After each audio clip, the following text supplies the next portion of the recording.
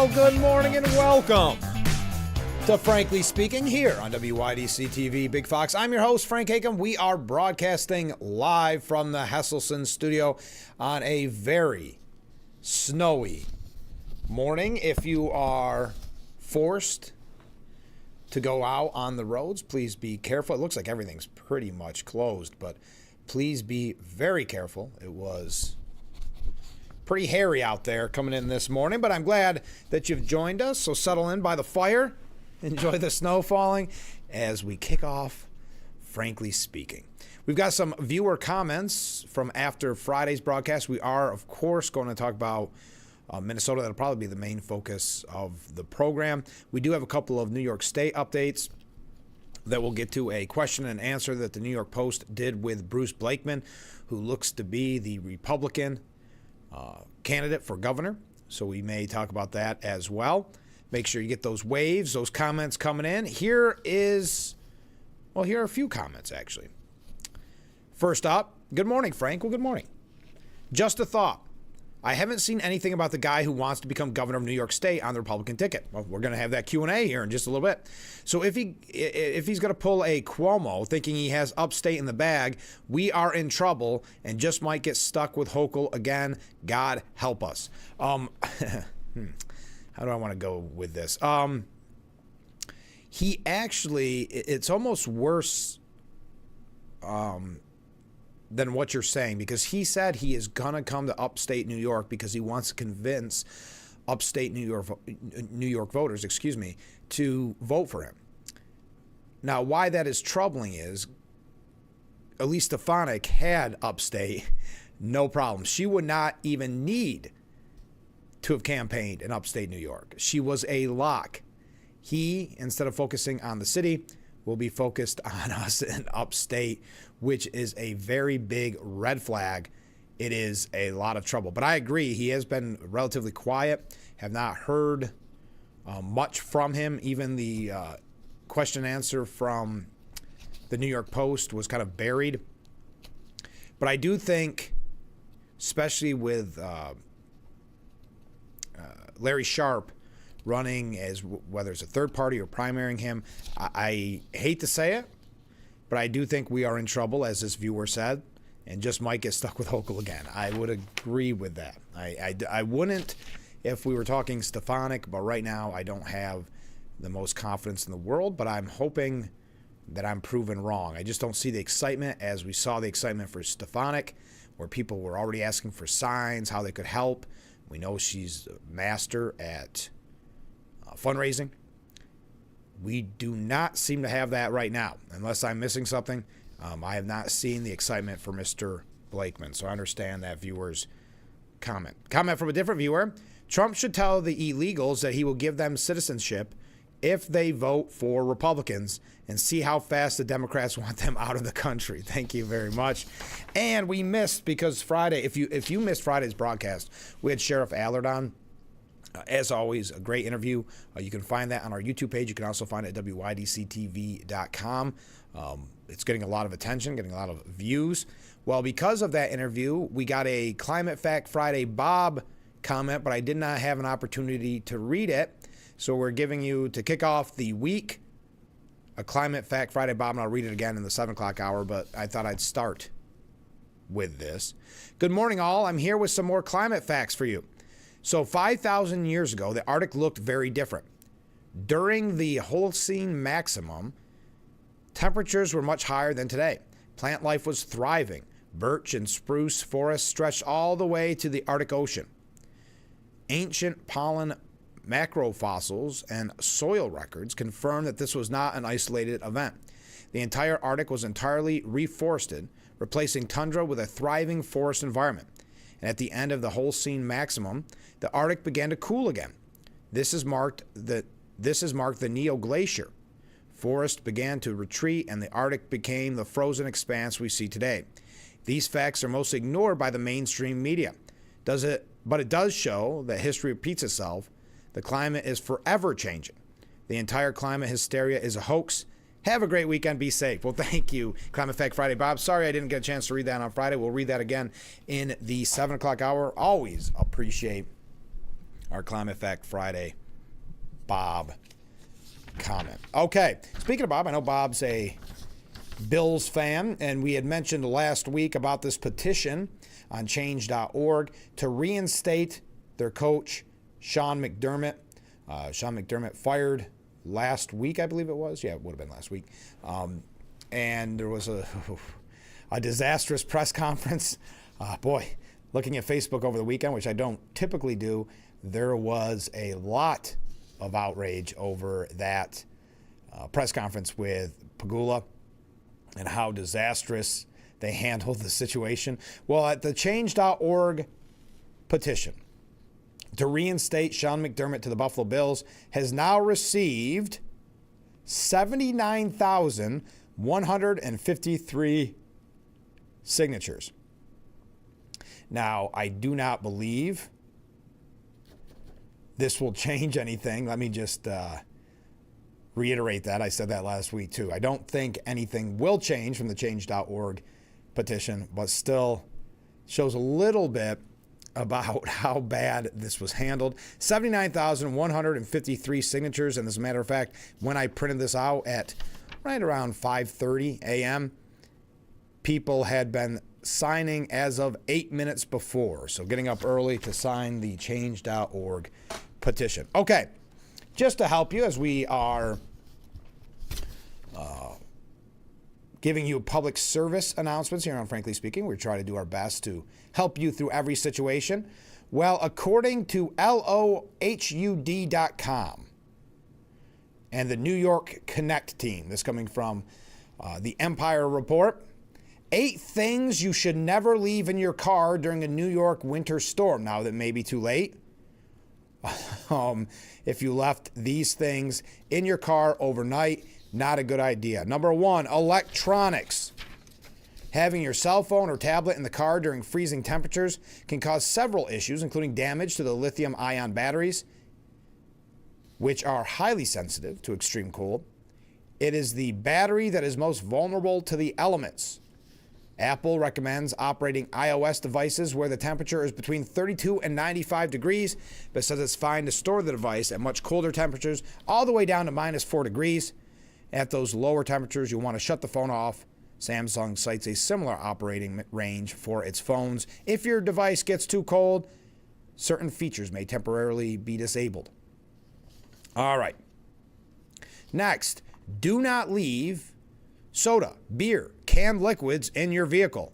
Leaving unopened soda, seltzer, or beer cans in your car when the mercury dips below freezing can lead to a messy and potentially hazardous situation. Water-based liquids expand when they freeze, which could cause the cans to burst or explode. This all seems like common sense, doesn't it? Wow, look at all these comments coming in. Thank you for all the comments. Everybody's snowed in, so they're tuning in to Frankly Speaking. All right, so again, don't leave soda, beer, canned liquids in your car. Next, musical instruments, because so many people leave musical instruments in their car. I'm sure many of you right now are rushing out to bring in your oboe or your tuba or your clarinet. Musical instruments are rather pricey to replace, so leaving your child's wooden clarinet in the back seat during a snowstorm is a bad idea. Because of the sensitivity of materials like wood and metal to temperature changes, the cold, dry air can lead to cracks and warping on your instrument. Okay. Next, glasses. Leaving eyeglasses in a cold car can cause the lenses to crack or become brittle. Exposure to the extreme temperatures can also warp plastic frames, potentially damaging how your eyes align with the lenses in your glasses. Next up, don't leave eggs in your car. Wow, this seems like a kind of a waste of time, doesn't it? Okay, leaving eggs in your car is a poor choice in any weather condition. As the inside of the egg freezes and expands, the eggshell can crack and ultimately make a mess once the eggs thaw. If your frozen eggs crack, toss them. Keep the uncracked ones frozen until needed and thaw in the fridge before use. Canned food. When canned food freezes, it allows the water to freeze and expand in a similar way to beer and soda, okay? Medication. Medication is another item that should not be frozen, according to Reuters. Leaving your pills in the extreme cold or heat can significantly alter the effectiveness of prescriptions and over-the-counter drugs. Another thing not to leave in your vehicle: loved ones. It doesn't say about enemies or fair to Midland friends. Yes, this one is obvious, but worth the reminder. Children and elderly people can be susceptible to hypothermia at cold temperatures with symptoms such as shivering, confusion, and exhaustion, according to the Centers for Disease Control and Prevention. So even brief stretches in an unheated vehicle could be dangerous to humans and pets. So don't leave your loved ones in your vehicle overnight. Finally, keeping your gas tank at least half full during the cold winter months is important for several reasons. First, it can help minimize condensation that could potentially block fuel lines and prevent the engine from starting or running properly. It's also important in case you find yourself in an unexpected delay or weather emergency that requires extended use of the car's heater to stay warm. So that's from USA Today's network. Things not to leave in your vehicle. When we come back, we're going to talk about, I don't know if you saw the report. It came out Friday. And Zohran Mamdani, the mayor of New York City, said that school is most likely going to be canceled, but it's not a typical snow day. You'll have to work or have to study at home. It'll be a remote learning day. A lot of people are upset why Mamdani chose that decision to just make everyone mad. Not a typical snow day. But we're going to tell you what Kristen Fleming had to say about it. We also have a couple other weather updates, a couple things here about Ted Cruz, and then a few updates from last week, and then we're going to get into Minnesota and Minneapolis and some of the comments there. I'd like to hear your opinion. All right. Keep those waves, keep those comments coming in. We're just getting warmed up on this snowy day. Please be careful. If you do have to traverse the roads, please take it easy, take it slow, leave yourself some time. It is very bad out there. The plow drivers are doing their best, but obviously we got hammered with snow, so it is a little bit, and it's so cold, it's a little bit slippery out there. So please be careful, but I hope that you can just stay with us for the 2 hours at least, relax, stay warm, and we'll be right back with Frankly Speaking here on WYDC TV. Big Fox.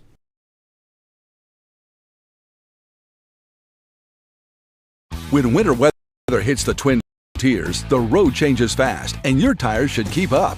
At Tire World, we're here to make sure you're ready for every snowy morning, icy curb, and late-night drive home. From all season to dedicated snow tires, our experts help you find the perfect fit for your car, your budget, and the way you drive. Fast service, trusted brands, and safety you can feel every mile. Don't wait for the first storm and roll into winter with confidence. Tire World of Corning, family service you can trust. Did you know that children growing up with poor air quality have smaller lungs and higher rates of asthma than children that grow up with good air quality? And unfortunately, poor communities have poor air quality. IQ Air Foundation is working to change this. Today, the IQ Air Foundation provides filtration technology to schools with poor air quality through our Clean Air for Kids program. Our goal is to help over 50,000 school children every year breathe over 90% cleaner air indoors, helping to level the playing field, reduce barriers to learning, reduce sick days, and increase test scores. Mitigating poor air quality is key to environmental justice.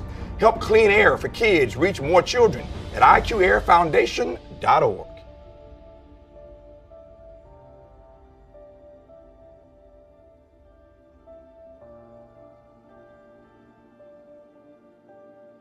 Don't have time to go to the gym? The health club is not an option? Come to Hesselson today and see why swim spas and fitness systems can fit into anyone's yard and budget.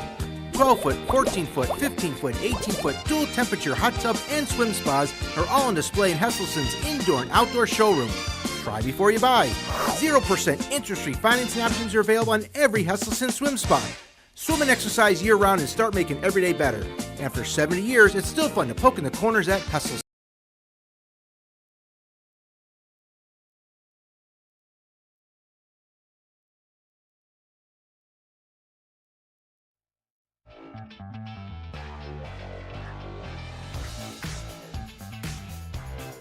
The Frankly Speaking Roof Cam brought to you by Boss Security in Horseheads. Contact them today for all your business and home security needs. As you see, the roads are a little messy out there. Please, they're doing a great job plow truck drivers.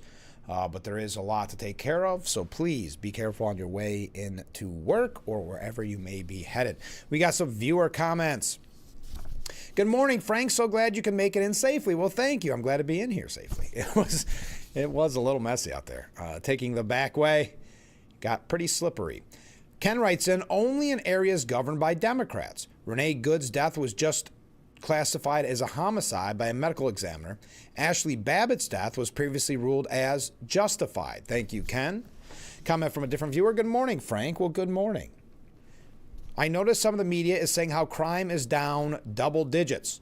One media outlet is even giving President Trump credit. Wow. Amazing. that is not typical. Well, thank you for that. All right, so Zoran Mamdani says, kids, you have to remote learn. You can't have fun on a snow day on Monday. For whatever reason, he's ruling with an iron fist. Well, Kristen Fleming said the forecast is grim for New York City school kids.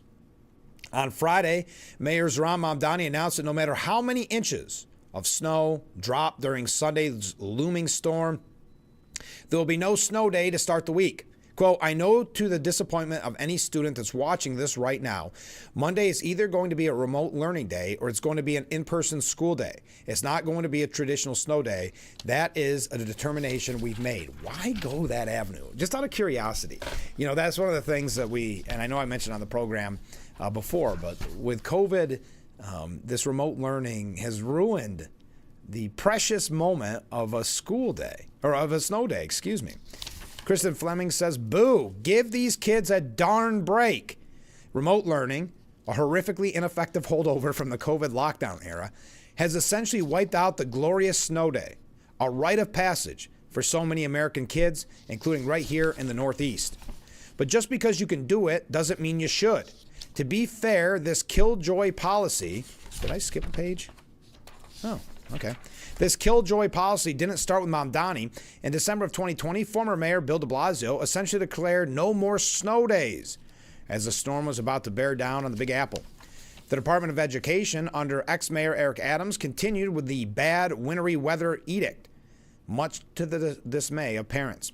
During a 2024 listening tour for then school chancellor Melissa Aviles Ramos, Queen's mother Keely Volk aptly described remote learning as pointless.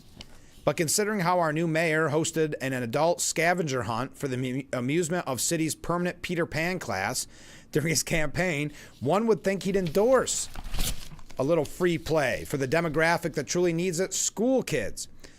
How many more infringements on childhood will we accept? Kids these days are increasingly overscheduled with activities and overstimulated from being glued to zombifying screens, which experts tell us over and over are bad for them. And now they're expected to sit all day and look at yet another screen. How have we not learned the lesson, even with the technical glitches of the past, like in February of 2024 when kids stuck studying at home during a snowstorm were met with login errors? Let's be honest, if Monday is a remote learning day, you'll have a lot of teachers, disengaged teachers speaking to disengaged students, the ones whose parents pushed them to sign on and who are actually able to, desperate to get outside. Children should be given the opportunity to unplug, get out, and play in the snow. They should be feral, free-range kids. Throw snowballs at each other. Make a snowman. Go sledding. Or earn some extra scratch by shoveling the neighbor's sidewalks. Snow days are a rare treat. It's not like there's a danger of overindulging. As Kristen Fleming said, when I was a kid and winter storms were forecast, the nuns at my New Jersey grammar school would lean into superstition and tell students to wear our pajamas inside out to increase our chances of having a snow day. If it did, in fact, come true, we'd be saying our Hail Marys as we shimmied to our snow clothes and ran into the streets for a delicious day of freedom. It was invigorating. It was magical.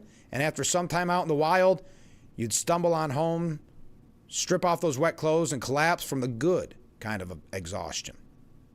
As a warm bowl of soup brought you back to life, you'd reflect on the day well spent. Come Monday, today, New York City kids may log onto their computers, look outside, and think, what a colossal waste. I agree.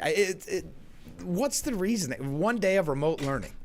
Oh, why not let the kids go out and have fun? Well, Bill Maher over the weekend called New York City Mayor Zohran Mamdani, quote, a straight-up communist, and warned Democrats they will lose more elections if they try to deny it. Democrats seem to be having this debate over whether Mamdani is a socialist or a democratic socialist, and offered to end the debate from them once and for all. Let me settle it. He's a straight-up communist, he declared. According to Bill Maher, he knows this to be true by reading between the lines after one of the mayor's advisors, C. Weaver, said to, quote, elect more communists, which is fine. It's fine. It's a belief system. He's allowed to believe it, and people are allowed to vote for it. But if liberals deny it, like he's just going through a goth phase, they're going to lose more elections. This is not a communist country. The pendulum never lands in the middle, and voters are typically left to choose between two extremes. Really, the choices we get here are either the worst version of crony capitalism or communism, either a side deal for the Trump family every time he does business overseas, or the lady who says, impoverish the white middle class. Oh yeah, that's a great campaign slogan for you. The impoverish the white middle class quote, Maher reference, came from Weaver, who was named director of the mayor's office to protect tenants on January 1st through an executive order signed by Mamdani. According to the Daily Mail, internet sleuths uncovered a trove of controversial tweets from Weaver's now deleted X account, one in which she called to impoverish the white middle class and brand home ownership as racist and a failed policy. Additionally, the housing czar called to seize private property and even claimed that home ownership is a weapon of white supremacy. Maher has been consistent in his criticism of Mamdani and democratic socialism, urging both voters and the Democrat Party leaders to steer clear of the ideology. In November, Maher tore into Mamdani and his ideology after his intense victory speech, warning Republicans would use it to their advantage. Quote, Democrats must recognize that Zohran Mamdani is the future of the party. Unfortunately, it's the Republican Party. Get it? And if you missed this victory speech in last week's mayoral election in New York, don't worry, you'll see it in every attack ad for the next 2 years. While Maher admitted that Mamdani seems like a nice guy, he offered a warning about the Democrat Party's increasing appetite for Democrat socialist candidates. Maher urged that before the whole left side of the country catches socialism fever, to take some advice from another big winner from last week's special election. While Maher admitted that Mamdani seems like a nice guy, Maher urged that before the whole left side of the country catches, well, I already said that, to take some advance from another big winner. Okay. Also, yeah, we're moving along quick. We're going to talk about Ted Cruz here in just a moment. We got a couple other just quick things that we need to get to, an update on Iran. Then we'll get into Minnesota. I guess violent anti-ICE protesters swarmed a hotel in Minnesota yesterday that they believe is housing federal agents. We'll talk about that. We'll talk about the shooting of Alex Pretty, and what some are saying about that. Keep the waves, keep the comments coming in, and we will be right back with Frankly Speaking here on WYDC TV, Big Fox. The wrong one. Stay with us. We'll be right back. You don't have time to go to the gym? The health club is not an option? Come to Hesselson today and see why swim spas and fitness systems can fit into anyone's yard and budget. 12-foot, 14-foot, 15-foot, 18-foot dual temperature hot tub and swim spas are all on display in Hesselson's indoor and outdoor showroom. Try before you buy. 0% interest-free financing options are available on every Hesselson swim spa. Swim and exercise year-round and start making every day better. After 70 years, it's still fun to poke in the corners at Hesselson's. The best ski resort? Ask Google. The best snow removal service? Ask Google. The best Jeep dealer? Ask Google. We did. Google reviews from customers rank Ferrario Jeep in Elmira the highest Jeep dealer in our area. If you don't see me, I can't save you any money. Check out the new Jeeps during the Start Something New sales event. Visit Ferrario in Elmira or at Ferrario.com. Having a safe home is essential to many aspects of our lives. From a sense of community and safety, to physical and mental health, to economic security and independence. Most homes in our communities are not accessible and are not designed to accommodate the changes that come with age, including the risk of falling.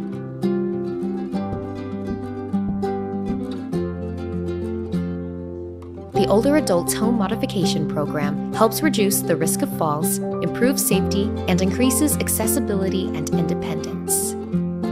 Through this program, Rebuilding Together works with older adults to provide no-cost preventative home repairs so our neighbors can safely age in place in the homes and communities they love. To learn more, visit rebuildingtogether.org/safeathome.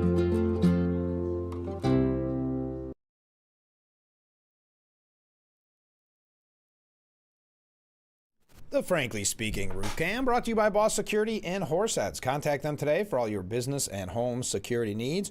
We are back broadcasting live from the Hesselson studio. I like this one.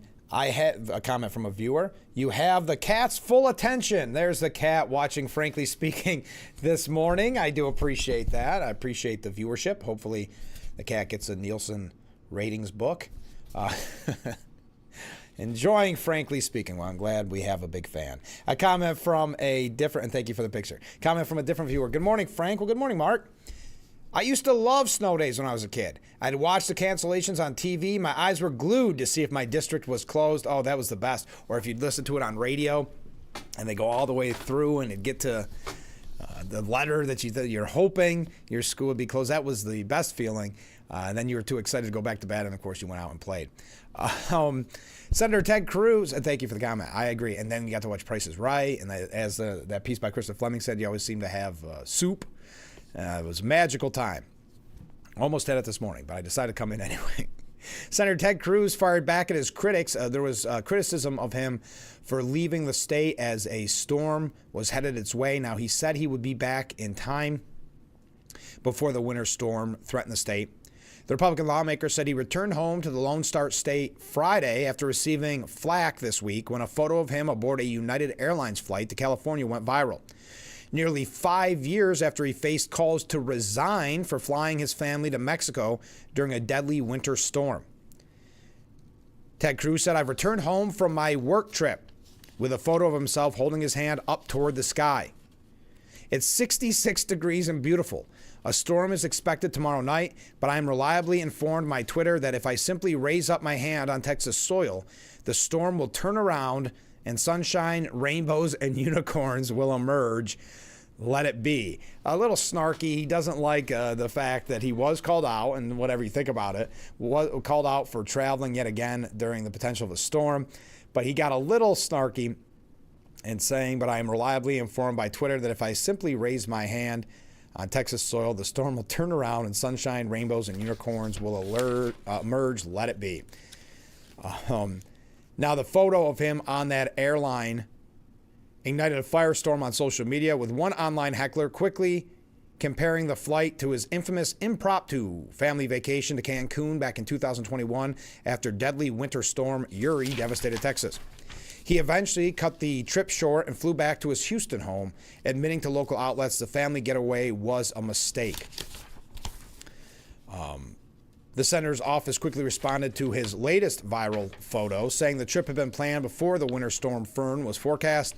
Senator Cruz is currently on pre-planned work travel that was scheduled weeks in advance. He will be back in Texas before the storm is projected to hit.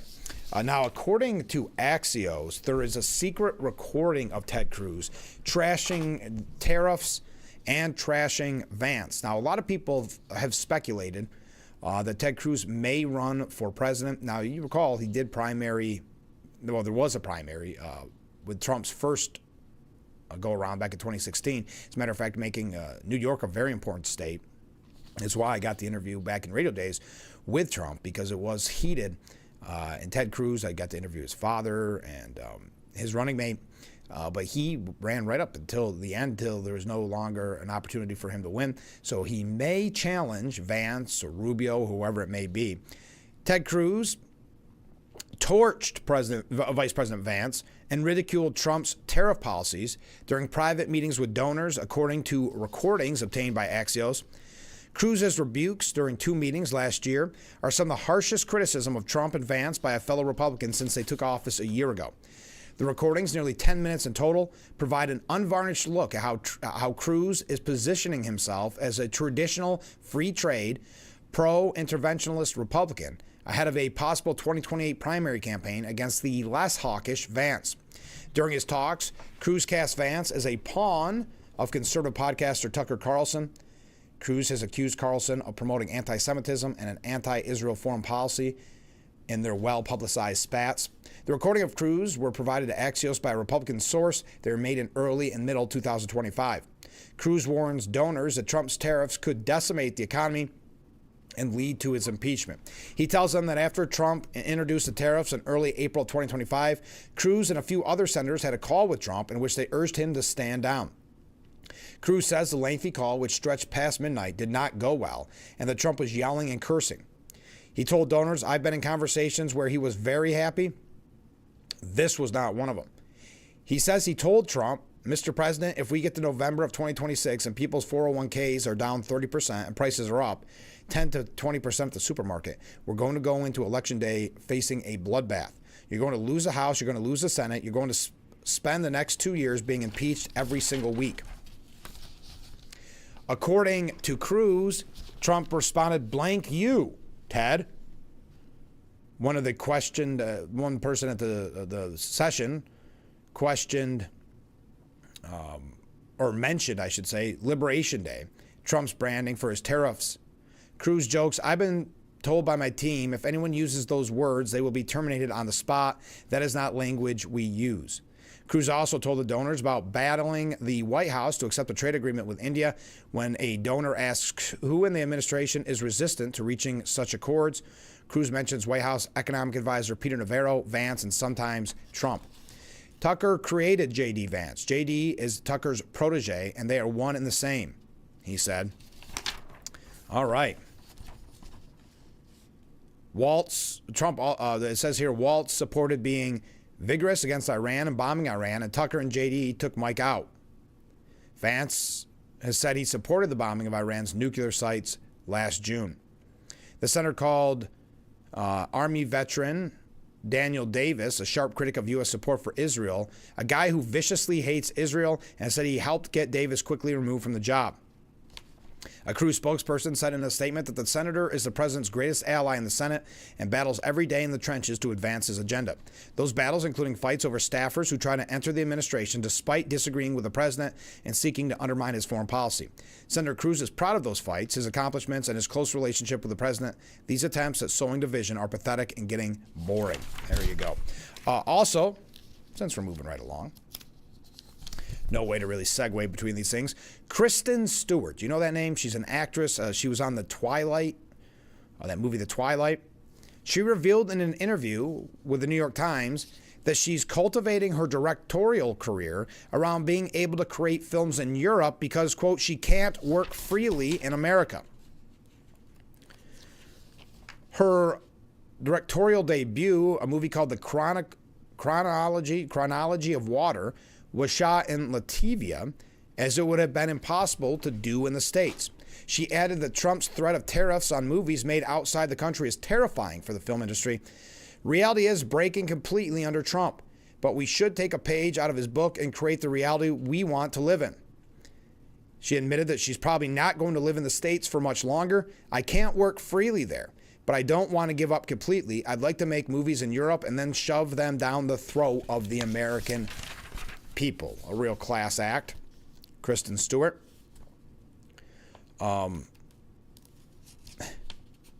I don't want to go through any more of this, why I even brought this up, but we see more and more of this from actors and actresses. Kristen Stewart plans dramatic exit from the United States over Trump's America First film industry policies. All right, when we come back, we're going to talk about Iran. We are going to get into Minnesota, talk about what's happening there. We do have a couple of New York State updates. Keep those comments, keep those waves coming in.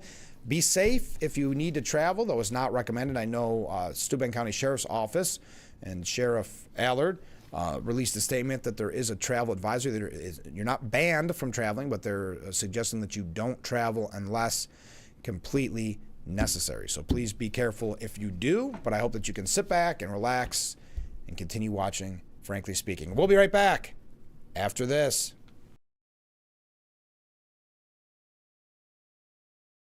An albino baby buffalo was born. Nearly 500 kilos of cocaine has been seized in a bus. Day 1 of the National Glider Competition. Give kids time. Just 5 minutes a day. Ask them how they're feeling. And listen.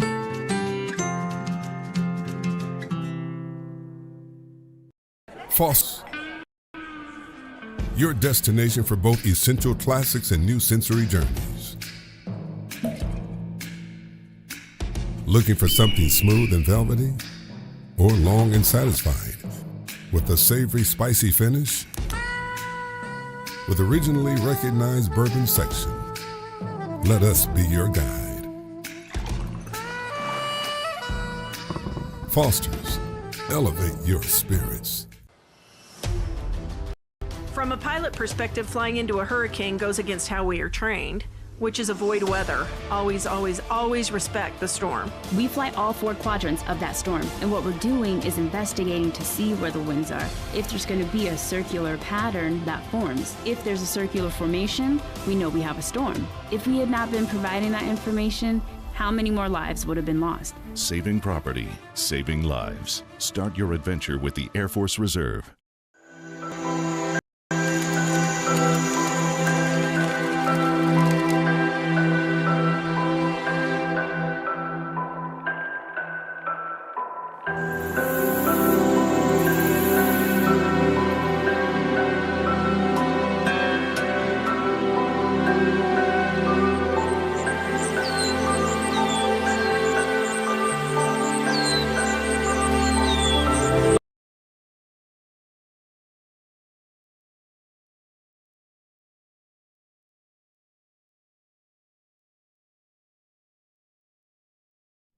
The Frankly Speaking Roof Cam, brought to you by Boss Security in Horseheads. Contact them today for all your business and home security needs. We are back, broadcasting live from the Hesselson studio.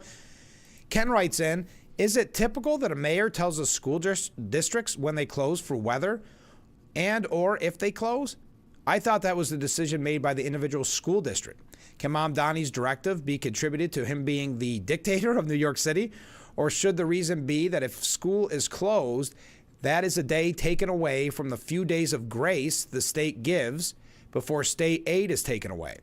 If school is not in session for a certain number of days, the school year is extended to meet the state's further days of education, and teachers and administrators don't want to work farther into their summer vacation. Thank you, Ken. Yeah, I thought that was kind of strange too, but the mayor declared it on Friday. Now, I know there was some defiant schools. I saw in the New York Post there was specifically private schools were saying, no, this is a snow day. Enjoy it. If you are just joining us, that's in reference to Mom Donnie, who said that there wasn't going to be a typical school snow day, that you had to work from home. I was trying to find where it was. I saw it this morning it was a private school. But I don't. Yep, I don't. Okay, let's see. He may have made a different decision. Let's see what he said. According to. I see a bunch of headlines that have changed since I was on the New York Post earlier on. First, New York City schools are closed today due to a snowstorm. All students will do remote learning. So Mom Donnie doubling down on this. Over the past week, my administration has prepared for this moment, ensuring devices are in hand, families are informed, and educators are ready to welcome students online. Our school system and our city is prepared to weather the storm together. The move will have roughly 500,000 public school students across 1,100 school facilities clocking into class from home with iPads and laptops on Monday. Charter schools that share public school facilities will also not be in session. Students in high school and in the 6th, 7th, and 8th grades will still have the day off, keeping with scheduled professional learning days. Mom Donnie said the safety was the main concern when making the decision to close the schools. As snowfall begins to blanket our city and conditions become hazardous, closing school buildings is a necessary step to keep New Yorkers safe, Mom Donnie said. The mayor also said that students wouldn't have a traditional snow day when the devastating storm came bearing down on the Big Apple. All right. But parents said the decision was just one more thing robbing kids of their childhood. One Twitter user saying, "You guys sent my 4th grader and 2nd grader home with computers. They don't need to be staring at a screen on Monday. I would like you to sit on Zoom with my 2nd graders tomorrow to see how terrible this is. They can learn a lot more enjoying a snow day," said Tavis Moonen while out sledding with one of his children in Prospect Park. "I think the mayor's time could have been much better spent this morning not recording a robo message to us about remote sessions that we're going to have to be responsible for. We both have to work. Everybody has to pitch together to handle snow days and working, so there is no easy way out." All right, there we go. Also, according to the New York Post, it says bread, eggs, milk, and marijuana. Potheads swarm cannabis shops to prep for the blizzard. Potheads swarmed New York's licensed cannabis shops to get their stash of marijuana ahead of the snowstorm, emptying the shelves, merchant and customers told the New York Post. Quote, "I had to get over here before I got locked in," said one user. He stocked up on $400 worth of marijuana flower, pre-rolled joints, and extracts or concentrates. "If we get snowed in, I got everything I need," I would hope. My goodness. One of the owners of one of these stores said their sales surged by $8,000 over the same week last year. It's eggs, bread, milk, and cannabis. Cannabis has become the new staple. There you go. We're learning a lot this morning, huh? So what is being reported by Iran's International Editorial Board is that they believe more than 36,500 Iranians were killed by security forces during the January 8th through the 9th crackdown on nationwide protests, making it the deadliest 2-day protest massacre in history, according to documents reviewed by Iran's International Editorial Board. They can confirm the death toll after reviewing newly obtained classified document field reports and accounts from medical staff, witnesses, and victims' families. The new information provides a clearer picture of the killing pattern and the scale of a crime that can now be described as the largest and bloodiest massacre of civilians during street protests over a 2-day period in history. They received reports and evidence indicating that the extrajudicial execution of a number of detainees in Tehran and other cities. Images released from morgues leave little doubt that some wounded citizens were shot in the head while hospitalized and undergoing medical treatment. It is evident that had these individuals sustained fatal head wounds on the streets, there would have been no reason to admit them to a hospital or begin treatment in the first place. The images also show that in some cases, medical tubes and patient monitoring equipment remained attached to the bodies. In other cases, cardiac monitoring electrodes are visible on the chest, suggesting these individuals were under medical care before being shot in the head. A number of doctors and nurses have told the Iran International that so-called finishing shots were fired at wounded patients. So again, the number, according to Iran's International Editorial Board, over 36,500 people killed in Iran's deadliest massacre, according to documents. Now, Iran's Ayatollah is moving underground to hide in a bunker over the fear of a U.S. strike at the regime. Iran's supreme leader, Ayatollah al-Khamenei, is reportedly cowering in an underground bunker, hiding out of fear he could be wiped out by U.S. airstrikes. The 86-year-old bloodthirsty autocrat is said to have fled to a heavily fortified shelter linked by a maze of tunnels under Tehran as an American armada powers towards the Persian Gulf. And we talked on Friday, and Trump had announced it, that armada was on its way. Trump's move came after senior military officials warned that Ayatollah Khamenei that a U.S. strike could be imminent. Oh, I'm sorry. They told Ayatollah Khamenei, excuse me. Khamenei has handed day-to-day control of the Islamic Republic to his youngest son, who is now running office and acting as the regime's main channel to the executive branch. Publicly, Tehran is pounding its chest, but in private, the supreme leader seems to be hiding from the wrath of Donald Trump and his troops. The U.S. president said Friday the U.S. Navy was sending a massive armada to the Middle East in a warning shot aimed squarely at Tehran after days of escalating threats. Now, according to this piece, and this is from The Sun, they have the number around 33,000 Iran protesters were killed. So we're hearing anywhere from 33,000 to 36,500. Okay. Before we get, we're going to get to Minnesota here in just a moment. If you're tuning in a little late, we have a Climate Fact Friday Bob comment that we did not have an opportunity to read on Friday because we had Sheriff Jim Allard in. We just had so much to cover with the sheriff. If you missed that, you missed a great one. You can find it at WYDCTV.com, or you can go to our YouTube page. But we're going to read Climate Fact Friday Bob's comment again in the 7 o'clock hour. We do need to get to Minnesota. We've got a couple updates on New York. Keep those comments. Keep those waves coming in. Also, just a few quick announcements here, a little housekeeping. Tomorrow, we're going to be talking to the Rotary Club of Corning about their 9th annual pancake dinner. It's Groundhog Day pancake dinner, which was coming up next Monday. We'll tell you all about that on tomorrow's broadcast. On Thursday, we're going to talk with Greg Tranter. He's got that Buffalo Bills book out. He's going to be in the area doing a book signing. As a matter of fact, he's going to be doing the book signing. I should have had it here in front of me so I could have been more accurate with all the information. There it is. He is going to have his book signing coming up at the Barnes & Nobles in Consumer Square, and that is on Saturday, this upcoming Saturday at 1 p.m. So we're going to talk about the book signing. We're also going to talk about what he thought of the Bills season. Then on Friday, it's our good friend, former Congressman, current New York State Assemblyman, Joe Semple-Linsky. And then, just to change things up, on Monday, it's not Fridays with Phil, it's Monday with Phil. Phil Palmisano will be joining us on February 2nd. So we have a busy week in store. Again, tomorrow, we're going to hear from the Rotary. Thursday, we're going to hear from Greg Tranter. Friday, Joe Semple-Linsky. And then next Monday, Assemblyman Phil Palmisano. All right. Let's take a short break. We'll be right back with Frankly Speaking after this. New York State is putting nearly $60 million towards improving key roadways across the southern tier. Many older homes are still at risk for exposing residents to high levels of lead. The Nani Hood Parent Resource Center once again brought the community together for its annual Halloween parade.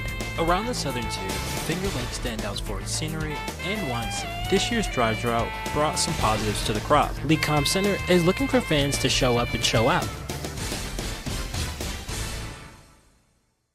Sort of Diva Showstoppers featuring a Glinda and Elphaba from the Broadway company of Wicked. Quite as popular. Good Witch Bad Witch has been thrilling audiences coast to coast with their stunning vocals and playful banter.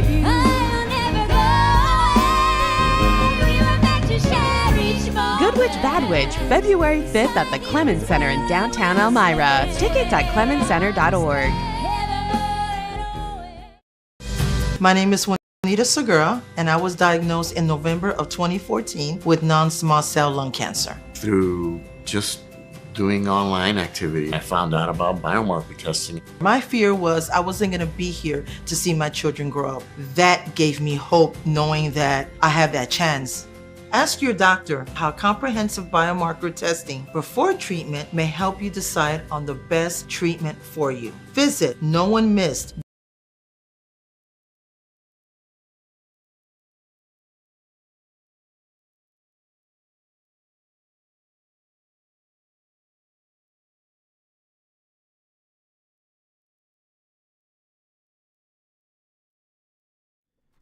The Frankly Speaking Roof Cam, brought to you by Boss Security and Horseheads. Contact them today for all your business and home security needs.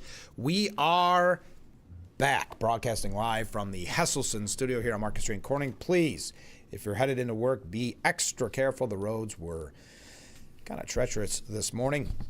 They're doing their best out there to plow them, but not all of the roads were what you would say taken care of. So it was a little bit messy. All right, let's go to some viewer comments. Remote learning, talk about a communist. Yeah, that's in reference to Zohran Mamdani, the new mayor, making kids remote learn instead of enjoying a nice day out and a snow day. Comment here, I think it's Aaron and Mike or Aaron Mike. I'm not sure. It says, Aaron Mike here, love your show. Well, thank you so much. I'm so glad you joined in. I just want to say Elise Stefanik is not running for governor, unfortunately. But Facebook is still plastered with her ads. We all need to focus on Blakeman. We don't want Hochul, do we? It would help a lot if Stefanik would support Blakeman. Have a nice day, Frank. Well, thank you. Have a nice day to you as well. It says Aaron, Mike. Am I right there? Let me know. But I agree. And I'm not going to focus too much negativity at Blakeman. I understand. It's who we need to support. It's who we need to get behind. It was so frustrating the way things went down with Stefanik. And you're right. I see ads for Stefanik everywhere. I still see people hoping that she'll make a comeback. And some people miss the news that she is out of the race because she dropped out right around the holiday season. So it kind of got buried. But yes, you're right. We don't want Hochul. And we don't need to focus all of our negativity on Blakeman. As a matter of fact, later on the broadcast, I'm going to tell you about his question and answer with the New York Post that I think is worth mentioning and some of the good ideas that he has. It's just some of us have had a little trouble getting over the loss of Stefanik in the race. So I do appreciate the nudge to get back on track and make sure that we focus on the defeat of Governor Hochul. All right. Comment from different viewer. Let's see. Where is it? The crazy Islam radical leader threatened Trump's life. So it's no wonder that he's in hiding. Yes, that's a good point. Remember, they said next time we won't miss, and then had a picture of Trump's, the assassination attempt on President Trump. So yeah, there's no wonder why he's in hiding. Comment from Mark. I believe Mamdani is a wolf in sheep's clothing. New York City hasn't seen anything yet. I agree with you, Mark. I'd almost say he's a wolf in wolf's clothing. I think he was pretty clear that he was a socialist. But I agree with you. I don't think New York City has seen anything yet. Ken writes in, how sad is it for America? The cannabis sales are on the rise. I'm sure our politicians, especially the Democrats, are pleased that it's now legal to dumb down the electorate. Yeah, I mean, there's a reason why this was pushed so aggressively, originally by then Governor Andrew Cuomo, and supported by Kathy Hochul. Hey, so I guess there's an organization that is suing Trump over the ballroom. Now, you know my thoughts on this. I believe, and Eric Swalwell essentially proved it, that the litmus test for Democrats leading up to 2028, to vote for a Democrat, Democrats are going to demand that they make a decision on whether or not they tear down the ballroom when it's all done.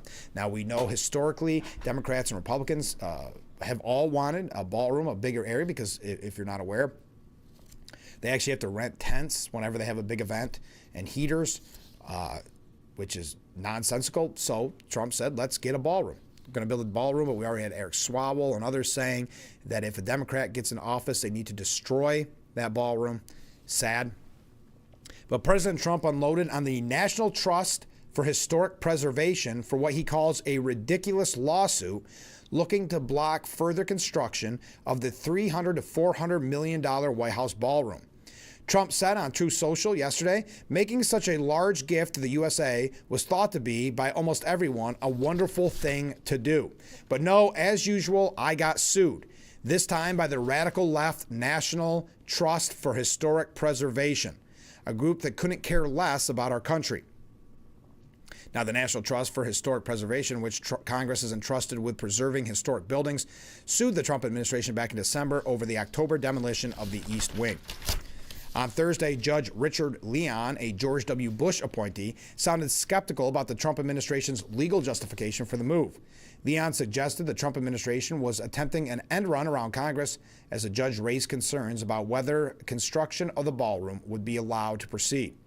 Trump has sought to build a White House ballroom for well over a decade, offering to pay for one during the Obama administration. Since returning to the White House for his second term, the former real estate mogul has made several modifications to the building, paving over the grassy lawn in the Rose Garden, renovating the White House Palm Room, remodeling the Lincoln bedroom bathroom, and launching a gold-themed redecoration of the Oval Office. But the ballroom project has been the crown jewel of Trump's White House renovation efforts.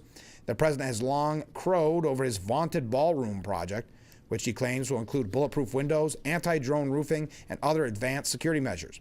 During the construction process, his team is believed to have moved to upgrade the White House's nuclear bunker. There is no practical or reasonable way to go back. It is too late, said Trump. The so-called preservationists who got their money from the most unusual places should not be allowed to stop this desperately needed addition to our great White House, a place that a president has never needed permission to change or enhance. He also bemoaned how the lawsuit unfortunately exposed his heretofore top secret fact that the military and Secret Service haven't been involved in the construction efforts.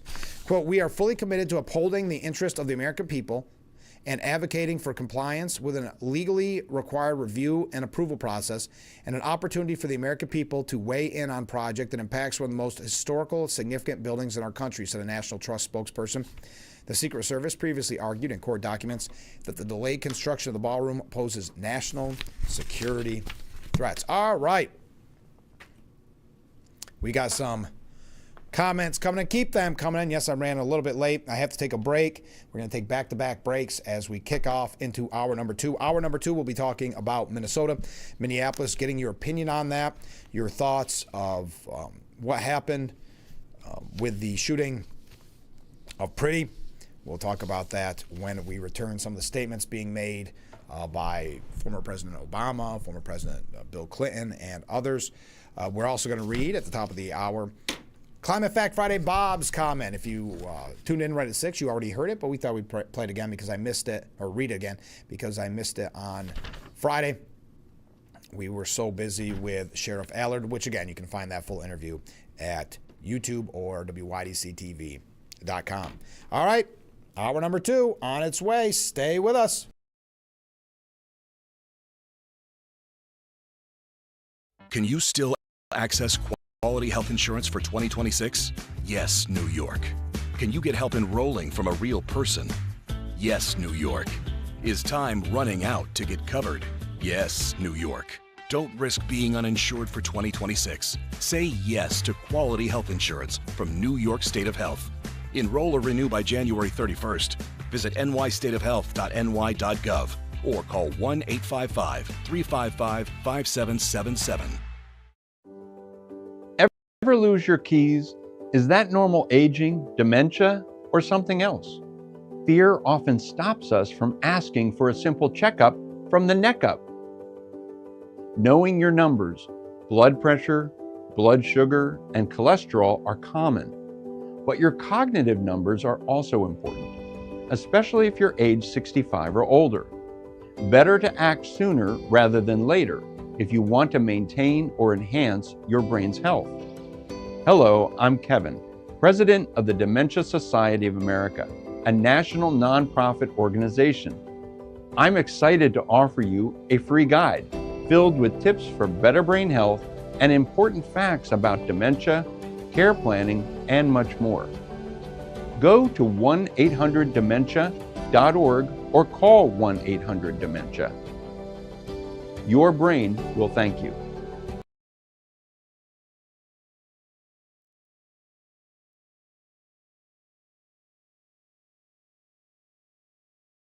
New York State is putting nearly $60 million towards improving key roadways across the southern tier. Many older homes are still at risk for exposing residents to high levels of lead. The Nani Hood Parent Resource Center once again brought the community together for its annual Halloween parade. Around the southern tier, Finger Lake stands out for its scenery and wine scene. This year's dry drought brought some positives to the crop. LeCom Center is looking for fans to show up and show out.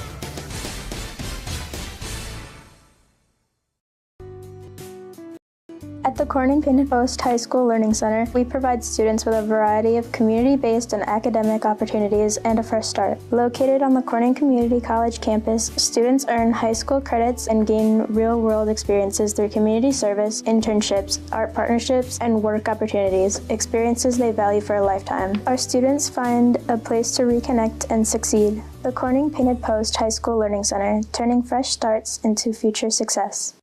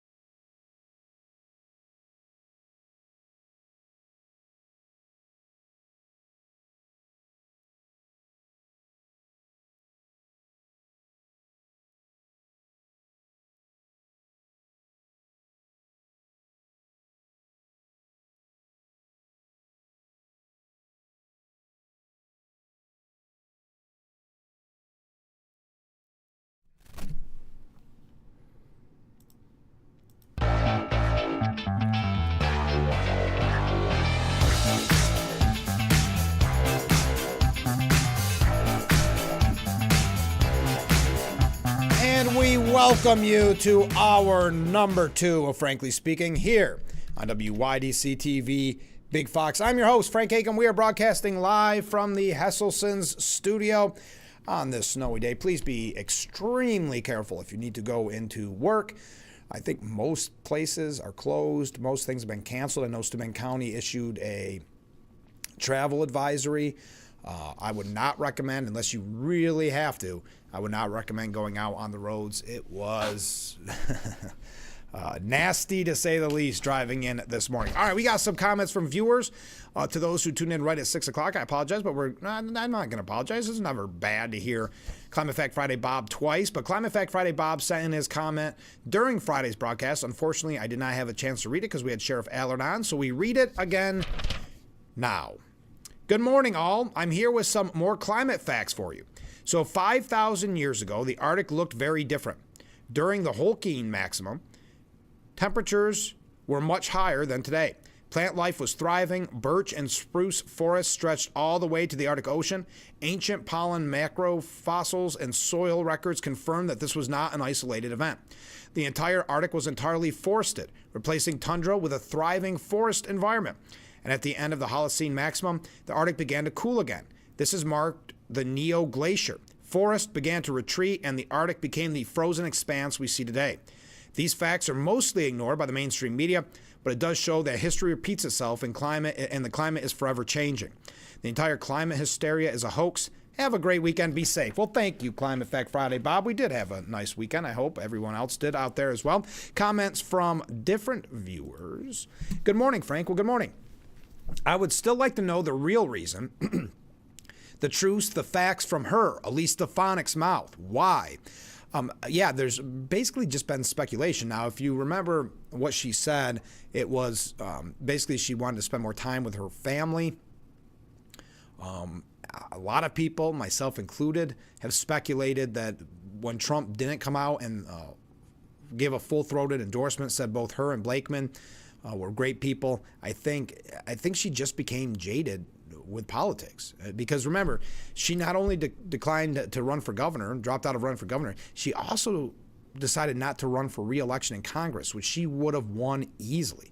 That was a district where she could have been there as long as Nancy Pelosi, but instead she decided not to seek re-election. So I think she was just done with politics personally. But hopefully someday we'll learn more. Because I know she's still very active on social media. I mean, she's still speaking out against Hochul, speaking out against policies in Washington. So I'm not quite sure.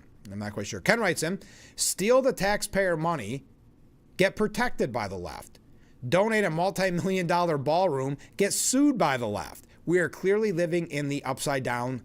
You're right, Ken. You're spot on. Think about that in Minnesota.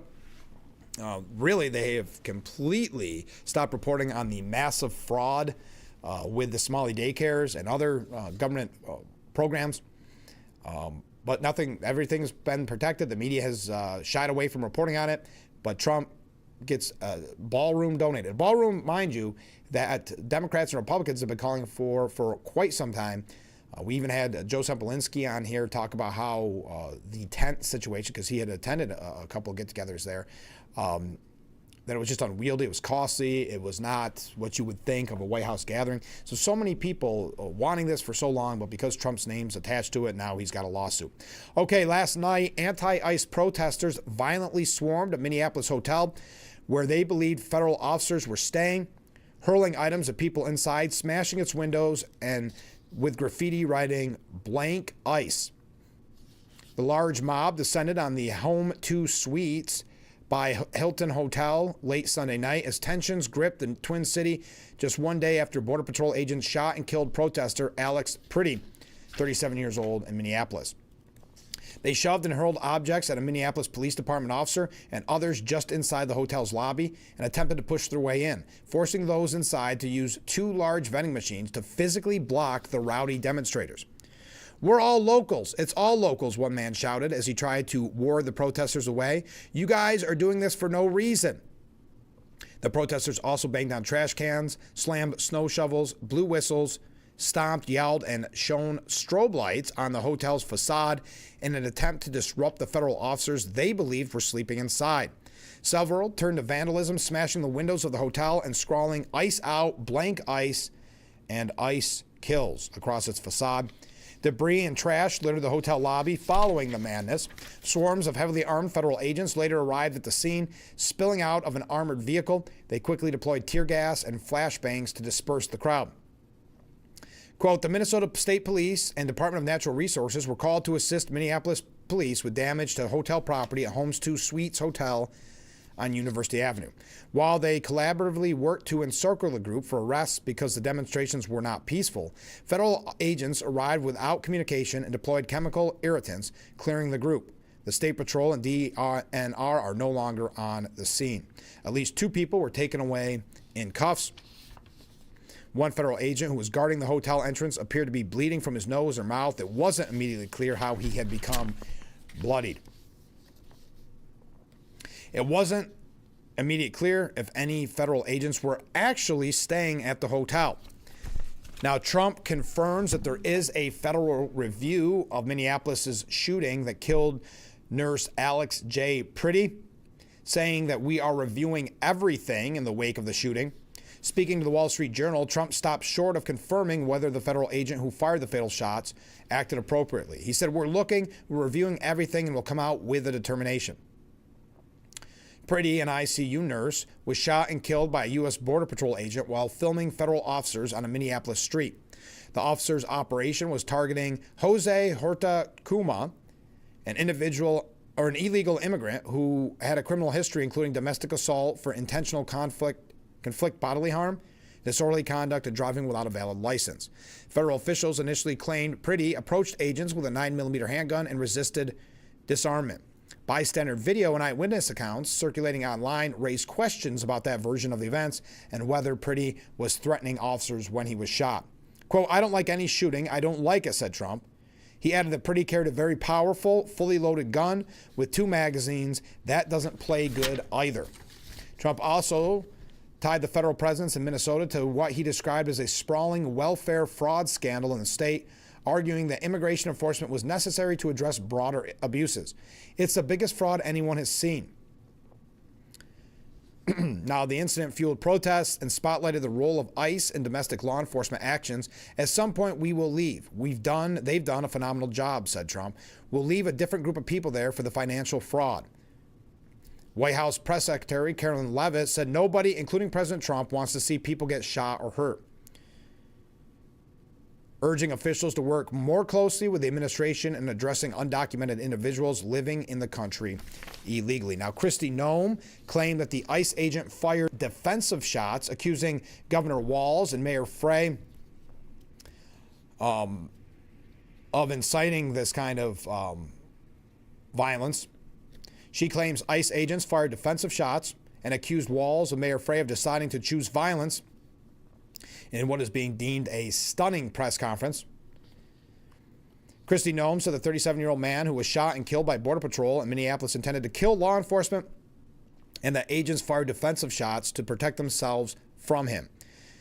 She also slammed Minnesota Governor Tim Walz and Minneapolis Mayor Jacob Frey for what she said was their encouragement of violence against federal immigration agents.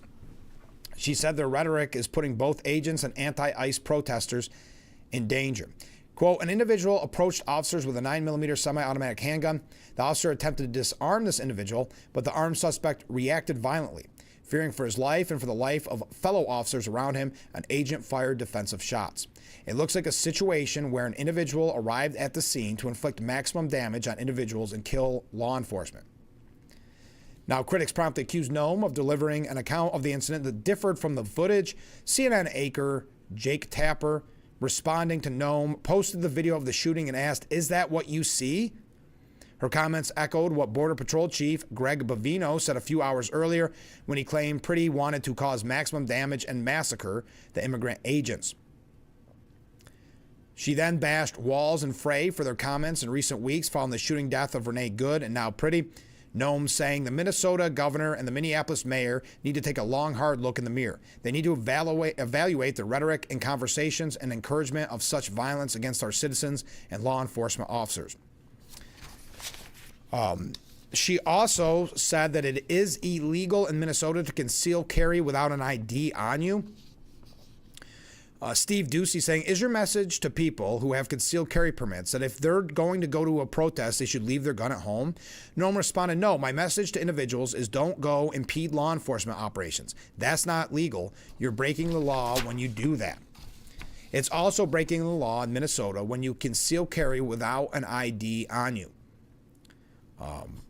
Now, on Saturday, DHS noted that the man who was shot by federal agents was carrying a 9mm handgun with 2 magazines and no ID. The holder of a permit in Minnesota's carry law states the holder of a permit to carry must have the permit card and a driver's license, state identification card, or other government-issued photo identification in immediate possession at all times when carrying a pistol, and must display the permit card and identification document upon lawful demand by a peace officer as defined in Section 626.84 Subdivision 1. Noem added, you shouldn't be laying hands on law enforcement and getting in their faces and trying to stop them from conducting their work. All this is part of protocol, but it also is the law. And when people are in violation of the law, there are consequences for that. Now, Governor Hochul, yes, our governor, Governor Kathy Hochul, called for the Department of Homeland Security Secretary Kristi Noem to resign, saying Kristi Noem has fortified her right to lead. And I'm calling on her, forfeited. Kristi Noem has forfeited her right to lead. What a weird way of putting that. I'm calling on her to resign as Secretary of Homeland Security, or Donald Trump to do the right thing and just fire her. And if not, she must be removed or impeached. She also called for the firing of Greg Bavino, a senior Border Patrol official who Hochul said has helped lead and escalate operations. Federal agents fired a shot, not one, but a barrage of bullets into his body on a public sidewalk in America. The federal government claims the killing was justified. This nurse was had nothing more than a cell phone in his hand, that he was trying to kill them. That's their story. But anyone who's seen the horrific video, multiple videos, knows that this is a shameless, bold-faced lie. This is not a threat that needed to be neutralized. It was a civilian exercising their free speech right to protest. Hochul said, videos don't lie, and don't stop believing what your eyes tell you. Now, Democrats are now vowing to not fund ICE, leaving the door open for another government shutdown. Bipartisan legislation to fund a broad swath of the government and avert a shutdown at the end of the week appeared to be in grave danger on Saturday, as key Senate Democrats vowed to oppose it after federal agents shot and killed a Minneapolis resident. The rapidly escalating opposition to the measure, which includes $64.4 billion for the Department of Homeland Security, including $10 billion for ICE, amplified the likelihood of a partial government shutdown at the end of the month. The legislation requires the support of Democrats to muster the 60 votes needed to avoid a filibuster and advance in the Senate. Chuck Schumer saying Senate Democrats will not provide the votes to proceed to the appropriations bill if the DHS funding bill is included, calling what is unfolding in Minnesota appalling and unacceptable in any American city. Recognizing the depth of Democratic outrage, Senate Republicans immediately began examining whether they could separate the Homeland Security funding from the rest of the package and preserve the bulk of what has been a bipartisan deal to fund a large chunk of the government. The measure also funds the Pentagon and State Department, as well as health, education, labor, and transportation programs. I'm exploring all options, said Senator Susan Collins, the Maine Republican, who is the chairwoman of the Appropriations Committee, adding that she has been in touch with Senator John Thune, the South Dakota Republican and Majority Leader. We have 5 other bills that are really vital, and I'm relatively confident they would pass. All right, so there we are. We could be looking at a government shutdown. I know that's coming up in just a few days. That deadline, I think it's January 30th. I see a lot of comments coming in. Keep them coming in. We'll get to as many of them as we possibly can, but we got to take a short break. Stay with us. This is Frankly Speaking here on WYDC TV, Big Fox. An albino baby buffalo was born. Nearly 500 kilos of cocaine has been seized in a bus. Day 1 of the National Glider Competition. New York State nearly $60 million towards improving key roadways across the southern tier. Many older homes are still at risk for exposing residents to high levels of lead. The Nani Hood Parent Resource Center once again brought the community together for its annual Halloween parade. Around the southern tier, Finger Lakes stand out for its scenery and wine scene. This year's dry drought brought some positives to the crop. Lecom Center is looking for fans to show up and show out.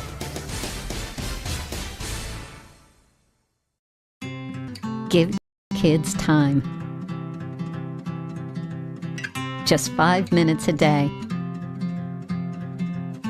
Ask them how they're feeling. And listen.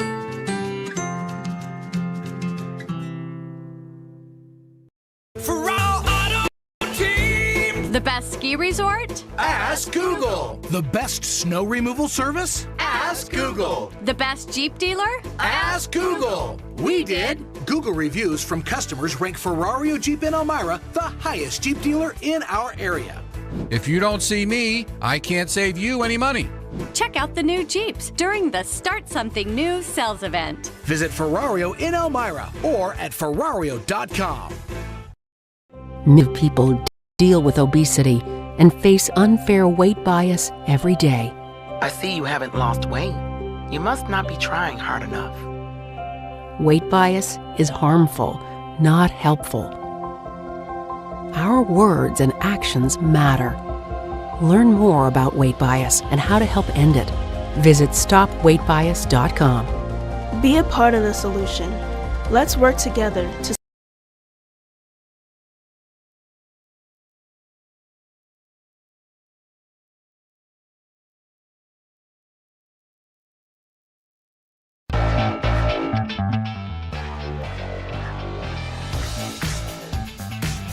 The Frankly Speaking Roof Cam, brought to you by Boss Security in Horseheads. Contact them today for all your business and home security needs.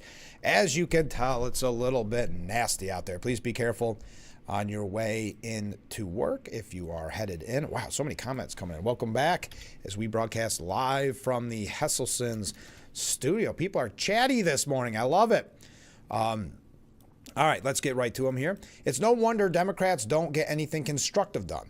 All they do is complain, are constantly contrary, and call for impeachments. No wonder they don't have any constructive ideas. Yes, and you can only imagine what the next 2 years will look like. If they take back the majority in the House, you will be talking about impeachments straight for the next 2 years.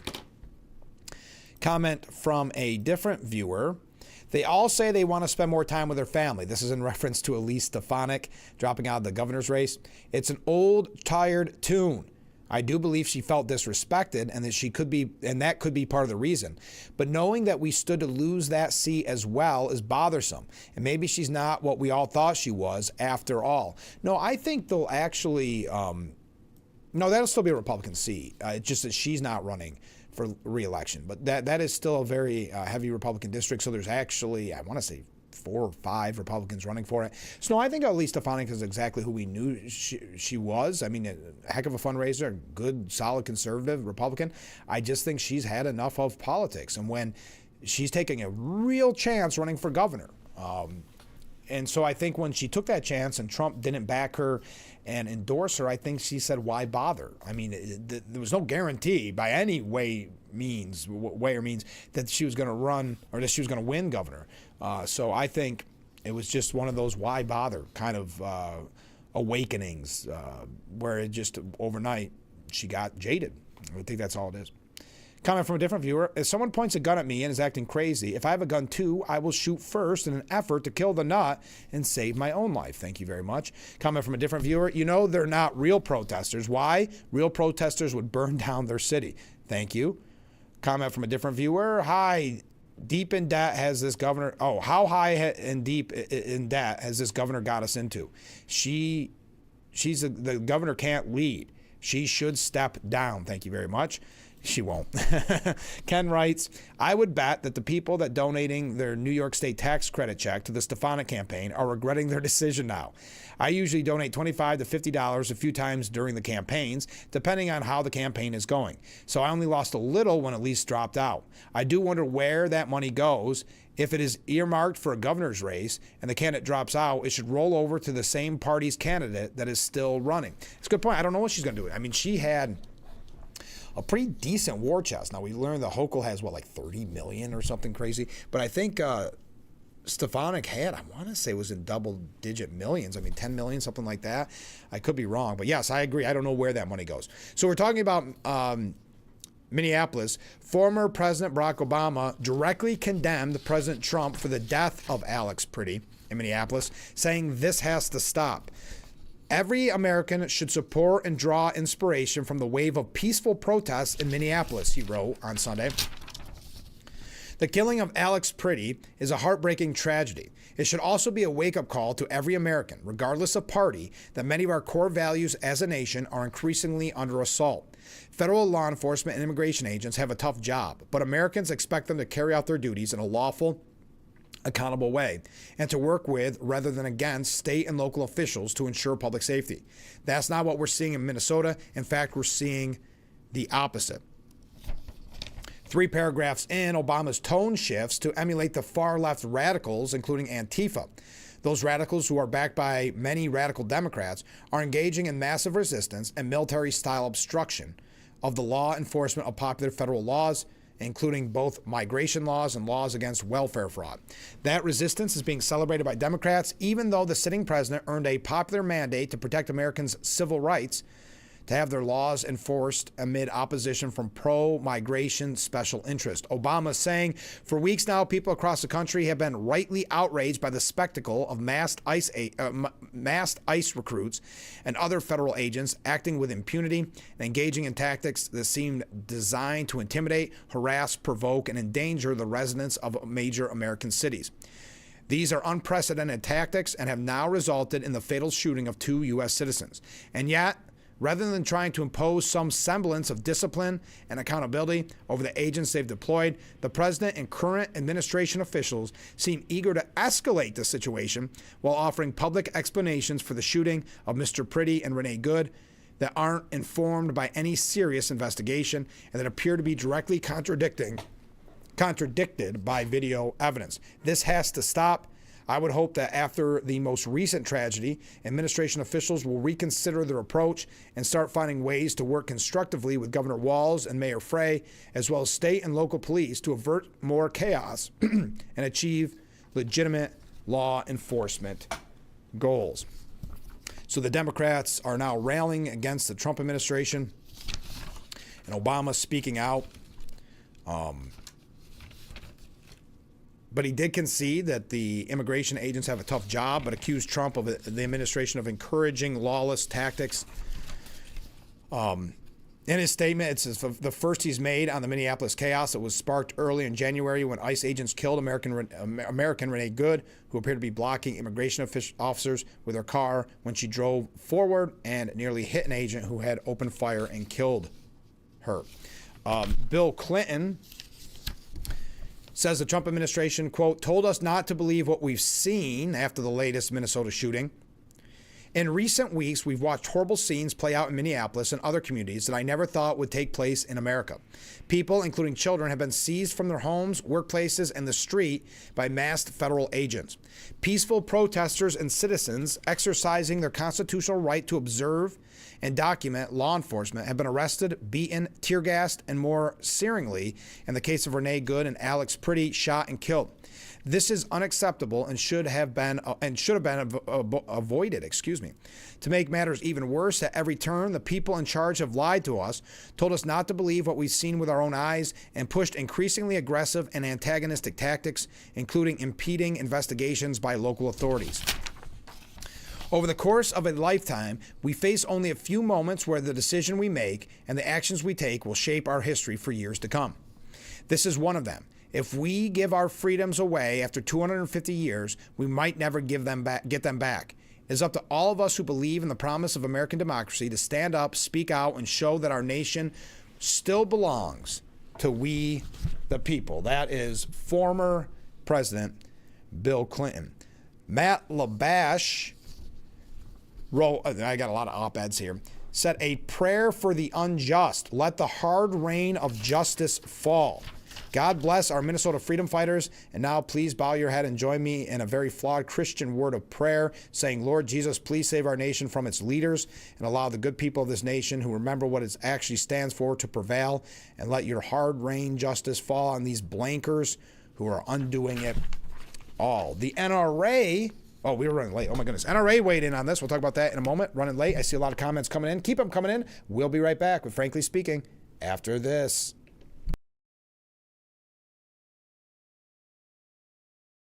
Hi, this is Tom Witzel, owner of Hesselson's in Amara Heights. At Hesselson's, we care about your well-being and overall health, whether it's relieving stress, muscle recovery, increasing circulation, or just revitalizing the body. Hesselson's now has 2 complete line of infrared and traditional rock saunas in our new and expanded showroom. Come in today and see why owning a sauna is the start of your new healthy lifestyle. Hesselson's is still locally and family-owned and operated in Amara Heights. After 70 years, it's still fun to poke in the corners at Hesselson's. State nearly $60 million towards improving key roadways across the southern tier. Many older homes are still at risk for exposing residents to high levels of lead. The Nani Hood Parent Resource Center once again brought the community together for its annual Halloween parade. Around the southern tier, Finger Lake stands out for its scenery and wine scene. This year's dry drought brought some positives to the crop. Lecom Center is looking for fans to show up and show out. Another teenager, victim to fake pills. That smells like big crime that needs to be stopped. Before buying pills online, think about this. Should buying prescription pills be this easy? Yeah, bro, I'm picking up. Same guy. I bet. Got you 5.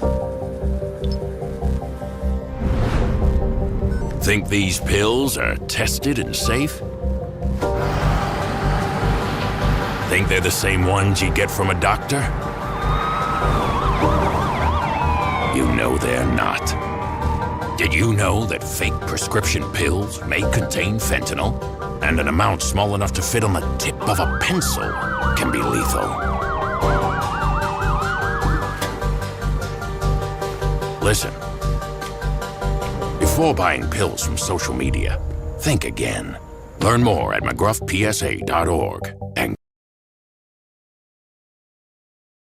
The Frankly Speaking Roof Cam, brought to you by Boss Security. Contact them today for all your business and home security needs. We are back, broadcasting live from the Hesselson studio. Comment from a viewer.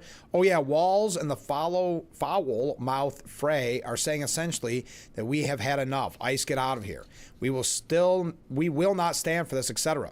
They are currently not causing simple-minded Democrats to fight with and to escalate bad behavior. They are certainly not causing simple-minded Democrats to fight with and to escalate bad behavior. Thank you very much. Schuyler County, I received this from a viewer. Thank you for sending it in. Schuyler County has announced that there is a traffic advisory for the village of Watkins Glen. This is for all our friends in Watkins. Multiple fire departments from Schuyler and Yates counties are working a structure fire in the village of Watkins Glen. Several streets are closed as a result. Streets currently affected: North Decanter Street, North Porter Street, 9th Street, and 10th Street. Thank you for passing that along.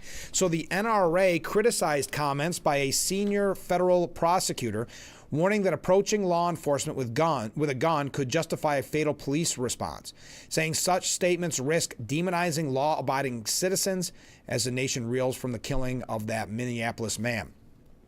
The NRA was responding to remarks by Bill Lee, the first assistant U.S. attorney for the Central District of California, who said that, quote, if you approach law enforcement with a gun, there's a high likelihood they will be legally justified in shooting you.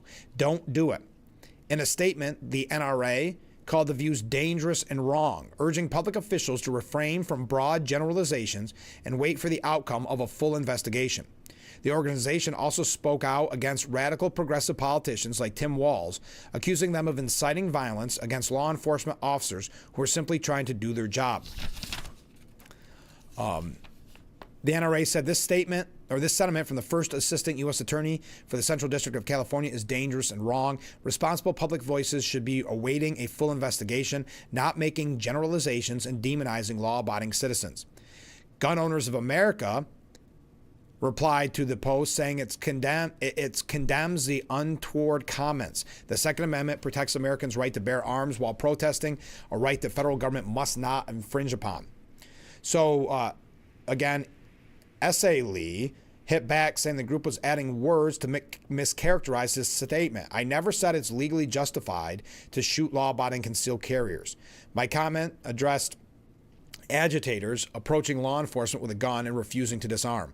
My advice stands. If you value your life, do not aggressively approach law enforcement while armed. If they reasonably perceive a threat, you fail to immediately disarm, they are legally permitted to use deadly force. Now, Governor Tim Walz compared U.S. Immigration and Customs Enforcement to Nazi Germany in reference to the story of Anne Frank. During his press conference yesterday, Walz questioned what President Trump's plan is, and if the president's plan is to make an example of Minnesota. As they were carrying, we know what happened at the situation. I'm trying to find his full quote here in this piece. CBS News, during Walz's press conference, questioned what needed to be done to get these federal agents out of Minnesota.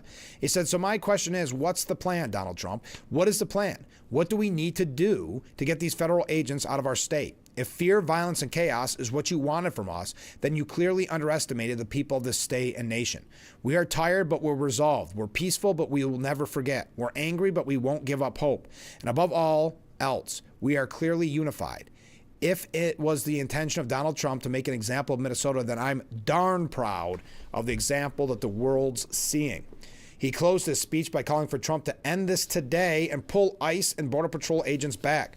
Allow our children to go back to schools. We've got children in Minnesota hiding in their houses, afraid to go outside. Many of us grew up reading the story of Anne Frank. Somebody's going to write that children's story about Minnesota. Several people took to social media to criticize Walz for the disgraceful comparison and pointed out that comparing the enforcement of immigration laws and deporting illegal aliens to the Holocaust is anti-Semitic. The Jewish people want you to stop minimizing the memory of the Holocaust with your disgraceful comparison. Governor Tim Walz said. Ely Coleman, the host of America Unfiltered. Representative Randy Fine said comparing the removal of illegal immigrants to the Holocaust is anti-Semitic and repulsive. Will Jewish Democrats call him out? I won't hold my breath. One person wrote, the Dems are desperate to establish the narrative that Trump is Hitler and ICE are the Gestapo because then their violence is justified. This is extremely dangerous. Walz is trying to get his supporters to violently confront federal law enforcement. They want a civil war. Now, according to Adriana Esblatt, who is a representative in the state of New York, a member of Congress representing Upper Manhattan and parts of the Bronx, says Congress should end all funding for ICE. Budgets are moral documents. They tell us not only what we can afford, but what we are willing to excuse. Right now, Congress is making a choice to continue funding federal enforcement agents that have lost its way, even as families struggle to afford health care, housing, and basic stability. That choice has consequences, and people are living with that each day. Anyway, we don't want to get to all this, but how the government spends tax dollars is a statement of values. Let's ours reflect a commitment to the rule of law, due process, and investments that lift lives and strengthen communities. That is the heart of the effort I am championing in Congress, and it is a fight worth having for the American people. Alexandria Ocasio-Cortez says that the ICE shooting was an execution. There's a second angle that appears to be circulating much closer to the incident where you see the victim, I believe his name is Alex Pretty, and immediately preceding that incident, an ICE officer has pushed violently a woman to the ground, and he had come over to help her up. And that is what brought on this incident and very quickly led to an execution, a deadly shooting in the street. What we're seeing here is a pivotal moment in the United States, and I cannot underscore enough how ICE and CBP, what we're seeing here, we will see which agencies are responsible. But at the end of the day, under this so-called excuse of a border security, where Minneapolis is over 300 miles from the United States border, we have an unleashing of federal agents and violence, exerting a tremendous amount of violence and loss of life against the American people who are well within their First Amendment rights, and in this case, it seems as though well within their Second Amendment rights. Yes, now you see Democrats really clinging and supportive of the Second Amendment. Isn't that interesting? Amy Klobuchar, who is talking about and has filed the paperwork to run for governor in Minnesota, said she won't vote to fund immigration and customs enforcement. I was absolutely horrified There have been 3 killings in Minneapolis since the beginning of the year, and 2 have been committed by federal agents, 1 ICE and the other Border Patrol. That's what we're dealing with here and there. Also, of course, in the suburbs and the rural areas are 3,000 of them, outnumbering our local police in Minneapolis and St. Paul. There are only 1,100 sworn officers. And so when I hear the officials from the Trump administration describe this video in ways that simply aren't true, I just keep thinking your eyes don't lie. You know, we're not sitting at the American people. They aren't sitting at a Trump cabinet meeting having to say everything to make him happy. They're going to make their own judgments. And that is why we are making very clear one simple message from our police chiefs to the people of Minnesota. The vast majority of them to our local officials in the suburbs, in the city, and many rural areas. ICE needs to leave our state. They are making us less safe, not more safe. So before us right now, we have a bill about funding them, giving them more money. I'm not voting for that. New Jersey Governor Mike Sherrill said, "This is horrible to see. First, Renee Goodshot, a mom with kids the same age as my kids, a soccer mom who was being given different information in her Honda. She's trying to move out of the way to get away and got shot and killed. And now we see Alex Pretty, who was an ICU nurse at the VA, a very upstanding citizen, and saw a woman getting tear gassed and seemed to attempt to protect her, and then to get swarmed by a mob of ICE agents. His gun was taken away early, so he was unarmed and he had a carry permit, unarmed, taken to the ground, and as about 7 agents are swarming him, with several holding him down to the ground, he got shot 10 times. This is an unaccountable, untrained, lawless organization that is terrorizing American citizens, and we need them off the streets immediately." Adam Schiff said Trump is flooding the streets with agents shooting Americans in cold blood. What the American people have seen is horrifying, said Adam Schiff. Wow, we got a lot more to get to. Stay with us. We'll be right back with Frankly Speaking here on WYDC TV, Big Fox.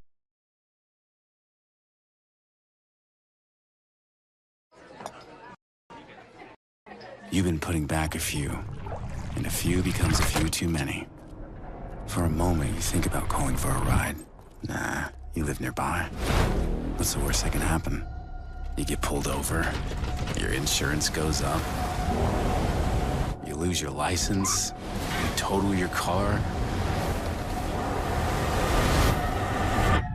you kill someone. New York State nearly $60 million towards improving key roadways across the southern tier. Many older homes are still at risk for exposing residents to high levels of lead. The Nani Hood Parent Resource Center once again brought the community together for its annual Halloween parade. Around the southern tier, Finger Lake stands out for its scenery and wine scene. This year's dry drought brought some positives to the crop. LeCom Center is looking for fans to show up and show out.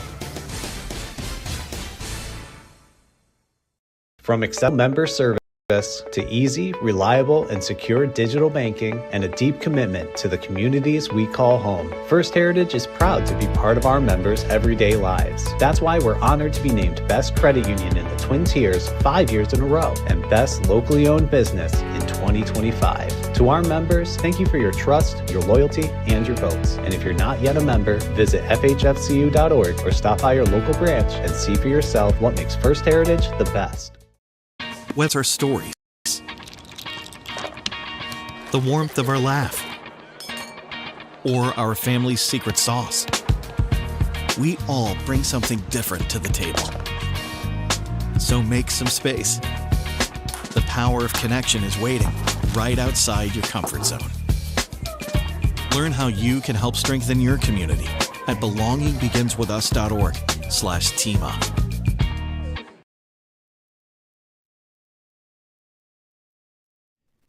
The Frankly Speaking Roof Cam, brought to you by Boss Security and Horseheads. Contact them today for all your business and home security needs. We are back, broadcasting live from the Hesselson Studios, Let's go to some viewer comments. Ken writes in, condensing Bill Clinton's comments into a single thought. If us Democrats allow the Republicans to make the country a better, safer place, we may never get back in power and gain wealth. Thank you very much, Ken. Comment from a different viewer. Was there a peaceful protest going on somewhere? Because I didn't see a peaceful protest. Thank you. Different viewer. The Nazi card again. This makes perfect sense coming from the mouth of the anti-Semitic Democrats. Maybe these Democrats should be a little more introspective and face the reality of what they are. Well, yeah, I mean, Van Jones said back during the election, the Democrat Party has become marbled with anti-Semitism. Comment from a different viewer. So it only takes a few hundred paid protesters to take the attention away from a totally corrupt state and local government that has bilked the U.S. taxpayers for billions of dollars. Waltz knows very well if he worked with federal authorities, the protests would stop. There's way more to this than you think. Thank you very much. Governor Kevin Stitt from Oklahoma was on State of the Union with CNN saying that Trump, and keep in mind he's a Republican, saying that Trump is getting bad advice. We can't deport every single non-U.S. citizen. But now Americans are asking themselves, what is the end game? What is the solution? And you know, we believe in federalism and state rights, and nobody likes feds coming into their state. And so what's the goal right now? Is it to deport every single non-U.S. citizen? I don't think that's what Americans want. We have to stop politicizing this. We need real solutions on immigration reform. And I believe that I've gotten great solutions that we should give the states the authority to do workforce permits. I think that the president has to answer the question. He is a deal maker, and he's getting bad advice right now. The president needs to let the American people know what is the solution. How do we bring this to a conclusion? And I think only the president can answer that question because it's complicated. We have to enforce federal law, but we need to know what is the end game. And I don't think it's to deport every single non-U.S. citizen. The Minneapolis police chief, Brian O'Hara, was on Face the Nation, and he said that public anger over a string of federally involved shootings has reached a breaking point, saying the city is so overwhelmed that even a finding of legal justification in the latest incident does not matter at this point. So it doesn't matter if the shooting was legal and legally justified because people are upset. That is coming from the Minneapolis police chief. And we don't And CNN said another Minnesota shooting turns immigration crackdown into a national reckoning. The question now is whether Trump's political underpinnings will break before his method of framing alternative narratives with the help of a compliant conservative media machine. Trump has told many thousands of lies as president. He offered the best explanation of this political method in July of 2018 when he told supporters not to believe news reports about his trade policies. Just remember, what you're seeing and what you're reading is not what's happening. President Trump, fired back at the mayor and the governor during a Saturday press conference. The president said, let our ICE patriots do their job. 12,000 illegal alien criminals, many of them violent, have been arrested and taken out of Minnesota. If they were still there, you would see something far worse than what you're witnessing today.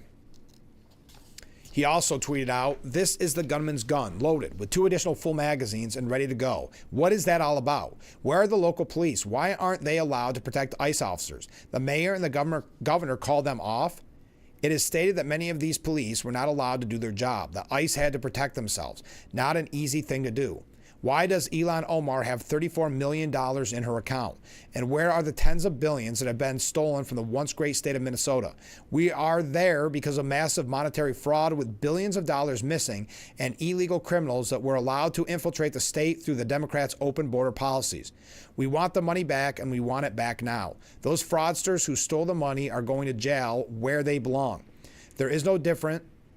This is no different than a really big bank robbery. Much of what you're witnessing is a cover-up for the theft and fraud. The mayor and the governor are inciting insurrection with their pompous, dangerous, and arrogant rhetoric. Instead, these sanctimonious political fools should be looking for the billions of dollars that have been stolen from the people of Minnesota and the United States of America.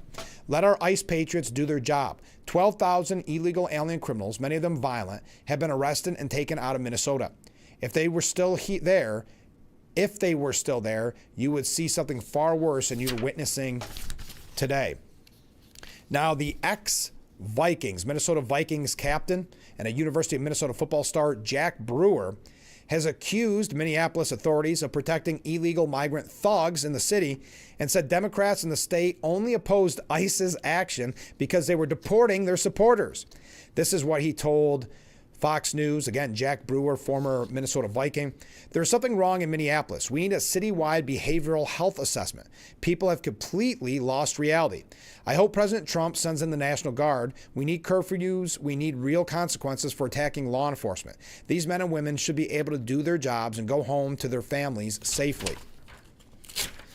We're deporting, this is in reference to Democrats, we're deporting their voters. That's part of what's happening, and it's blowing up their whole plan.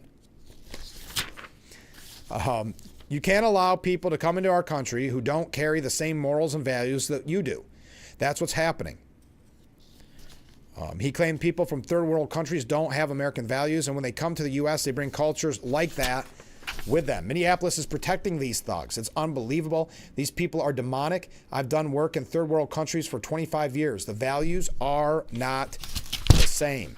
You cannot let people come into the United States who come from cultures like that because they bring their culture with them. That's what's happening. I wish I could lock the doors on that city and not let him back in if I had the power, meaning the mayor. What he has done is absolutely ridiculous. He tap dances for Somalis. He does anything to go against the culture of American Christianity for them. All right, J.D. Vance. Oh, we're running late. Okay, we'll take a break. A lot of comments coming in. Keep them coming in. This edition of Frankly Speaking is getting close to wrapping up, so I want to hear every comment before we run out of time. Stay with us.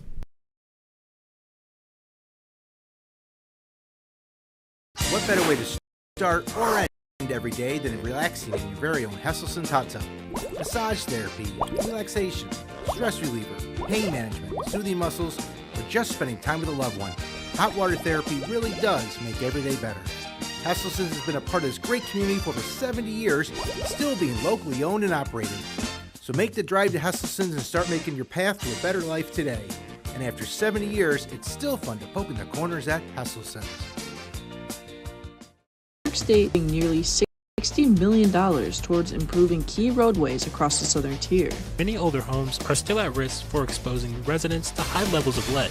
The Nani Hood Parent Resource Center once again brought the community together for its annual Halloween parade. Around the southern tier, Finger Lake stands out for its scenery and wine scene. This year's dry drought brought some positives to the crop. LECOM Center is looking for fans to show up and show out. MAF stands for the Modular Airborne Firefighting System. We fly assisting the U.S. Forest Service in their firefighting efforts. Tanker 05, I need a drop on my location. The fire retardant that we drop establishes a fire containment line so the fire doesn't burn through it. It helps out the guys on the ground who are actually building trench lines, hand lines. Outstanding job, 05. Thank you very much. Most recently, we've had some fires out here in Colorado. We've also been deployed to several other areas, including California. Saving property, saving lives. Start your adventure with the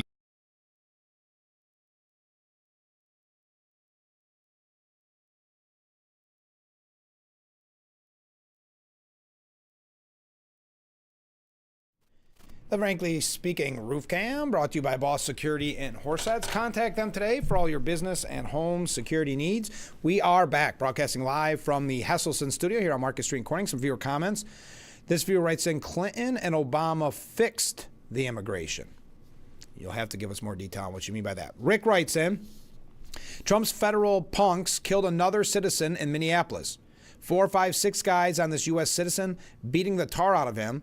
They wrestle his 9mm away from him that he can legally carry with as many loaded clips as he wants, to then they shoot him dead. Minneapolis will go nuts over this, so let's see. Trump will order federal troops up there, the same thing he wants to do in every American city. Then when he doesn't want to leave the ballroom in 2029, he'll order troops to quell anything to the contrary. We're heading into a bad place. Going conspiratorial, but that is a normal reaction now on the left. It's kind of conspiracy theory. We've got a few examples of that. I continue with Rick. I see Kristi Noem, one of Donald's angels, finally got around to lie about today's shooting, or the shooting, after 5 o'clock on Saturday. That was nice of her. That guy had every right in the world to show up at a demonstration with a concealed 9mm. Then they disarm him, and then they killed him. Wow. Trump wants the voter rolls from Minnesota. Then he says he'll pull his twerps out. Then he can redline all the people he doesn't want voting because he lost Minnesota 3 times because he's a loser. It's kind of like redacting all of the Trumps going on in the Epstein files, except with a red Sharpie. You know, Trump is at the center of all of this violence. He's evil. This little minion from the federal agents with the spiked hair is just that, a minion. A guy is trying to help a woman that was violently shoved to the ground by one of his tough guy agents and he gets murdered. They're saying that murder is all right as long as they commit it. Comment from a different viewer. I wish politicians and the media would stop telling me what I think about America and my views because they are for the most part wrong. You're exactly right.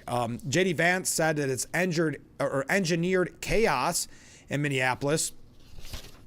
This level of engineered chaos is unique to Minneapolis. It is the direct consequence of far-left agitators working with local authorities.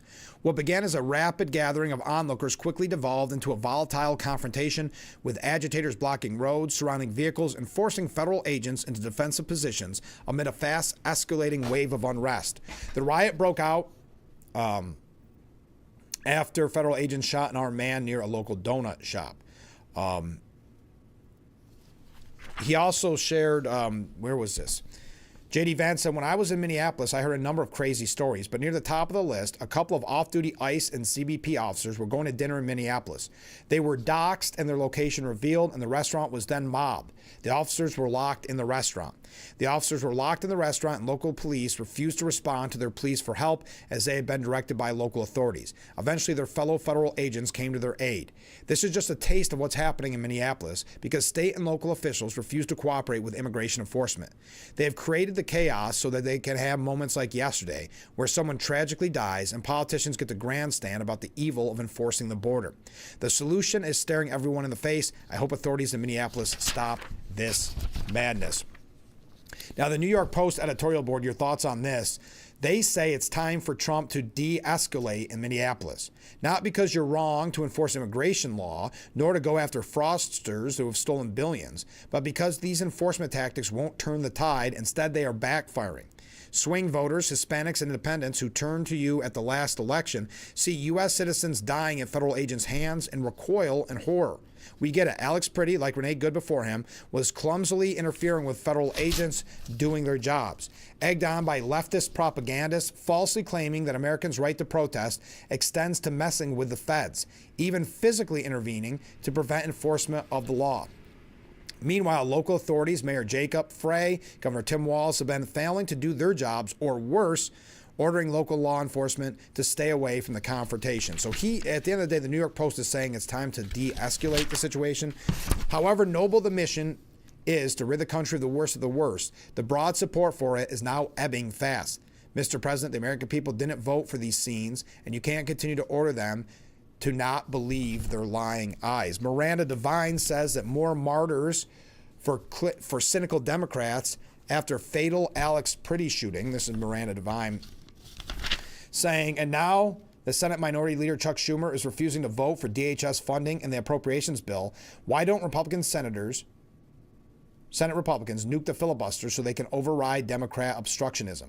ICE agents can't be expected to carry this burden alone. We're going to read your comments when we return and then wrap up today's edition. Stay with us. William Mattar has been a great brother, but I was surprised to learn how many people knew he was my brother. William Mattar's on this? Oh, brother. Because when Big Insurance finds out that he's on a car crash case... So who's on this? They hired William Mattar. Oh, brother. Word travels fast. You know, they got Mattar on this. Mattar? Oh, brother. Hurt in a car? Call my brother, William Mattar. 444-4444. Online, don't forget to visit our Facebook page at Big Fox News. Catch up on news from the Twin Tiers. Vote on the daily question and hear about local events. All on Facebook.com/Big Fox News. Nearly 4 kilos of cocaine has been seized in a bust. Thousands lined the pier at Seneca Harbor. Race weekend brought thousands to Watkins Glen International. Hundreds and horseheads joined other cities around the country on Saturday for the No Kings protest.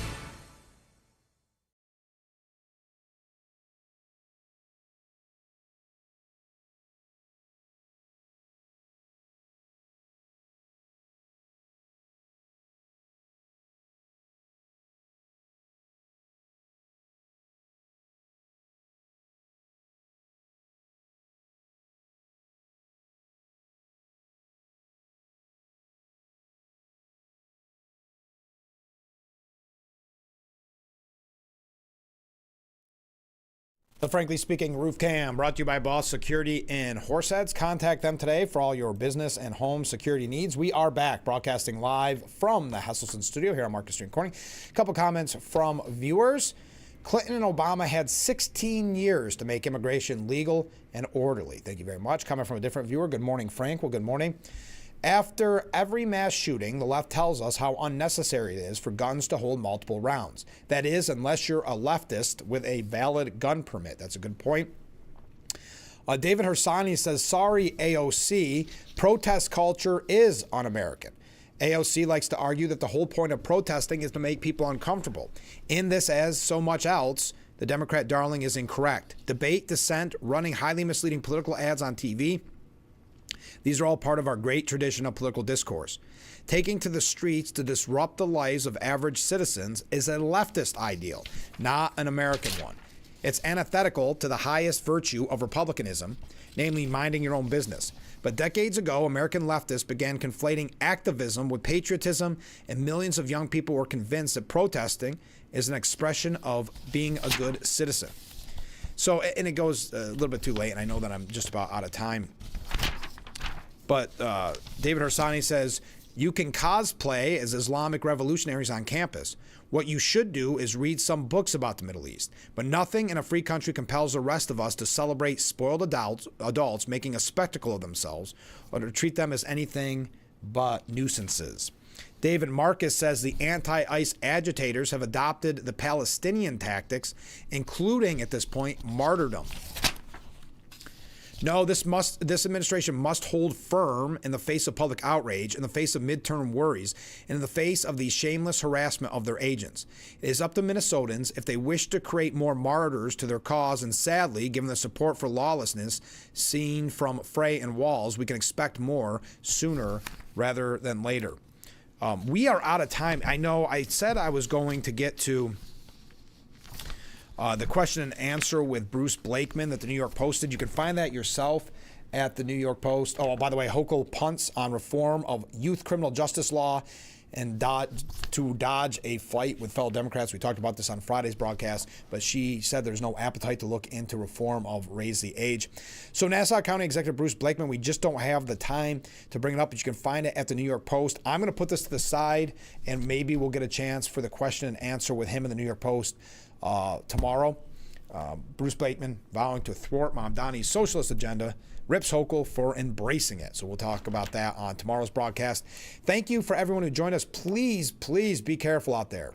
If you are going into work, take your time, leave a little early.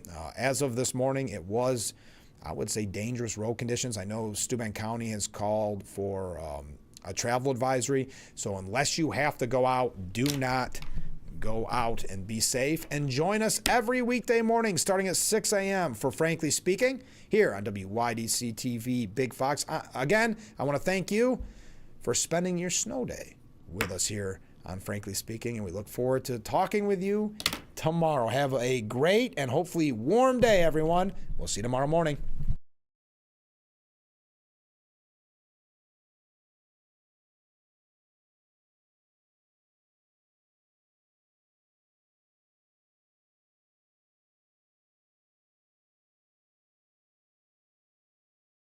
Don't have time to go to the gym?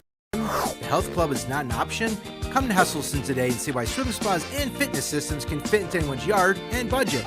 12-foot, 14-foot, 15-foot, 18-foot dual temperature hot tub and swim spas are all on display in Hesselson's indoor and outdoor showroom. Try before you buy. 0% interest-free financing options are available on every Hesselson swim spa. Swim and exercise year-round and start making every day better. After 70 years, it's still fun to poke in the corners at Hesselson's.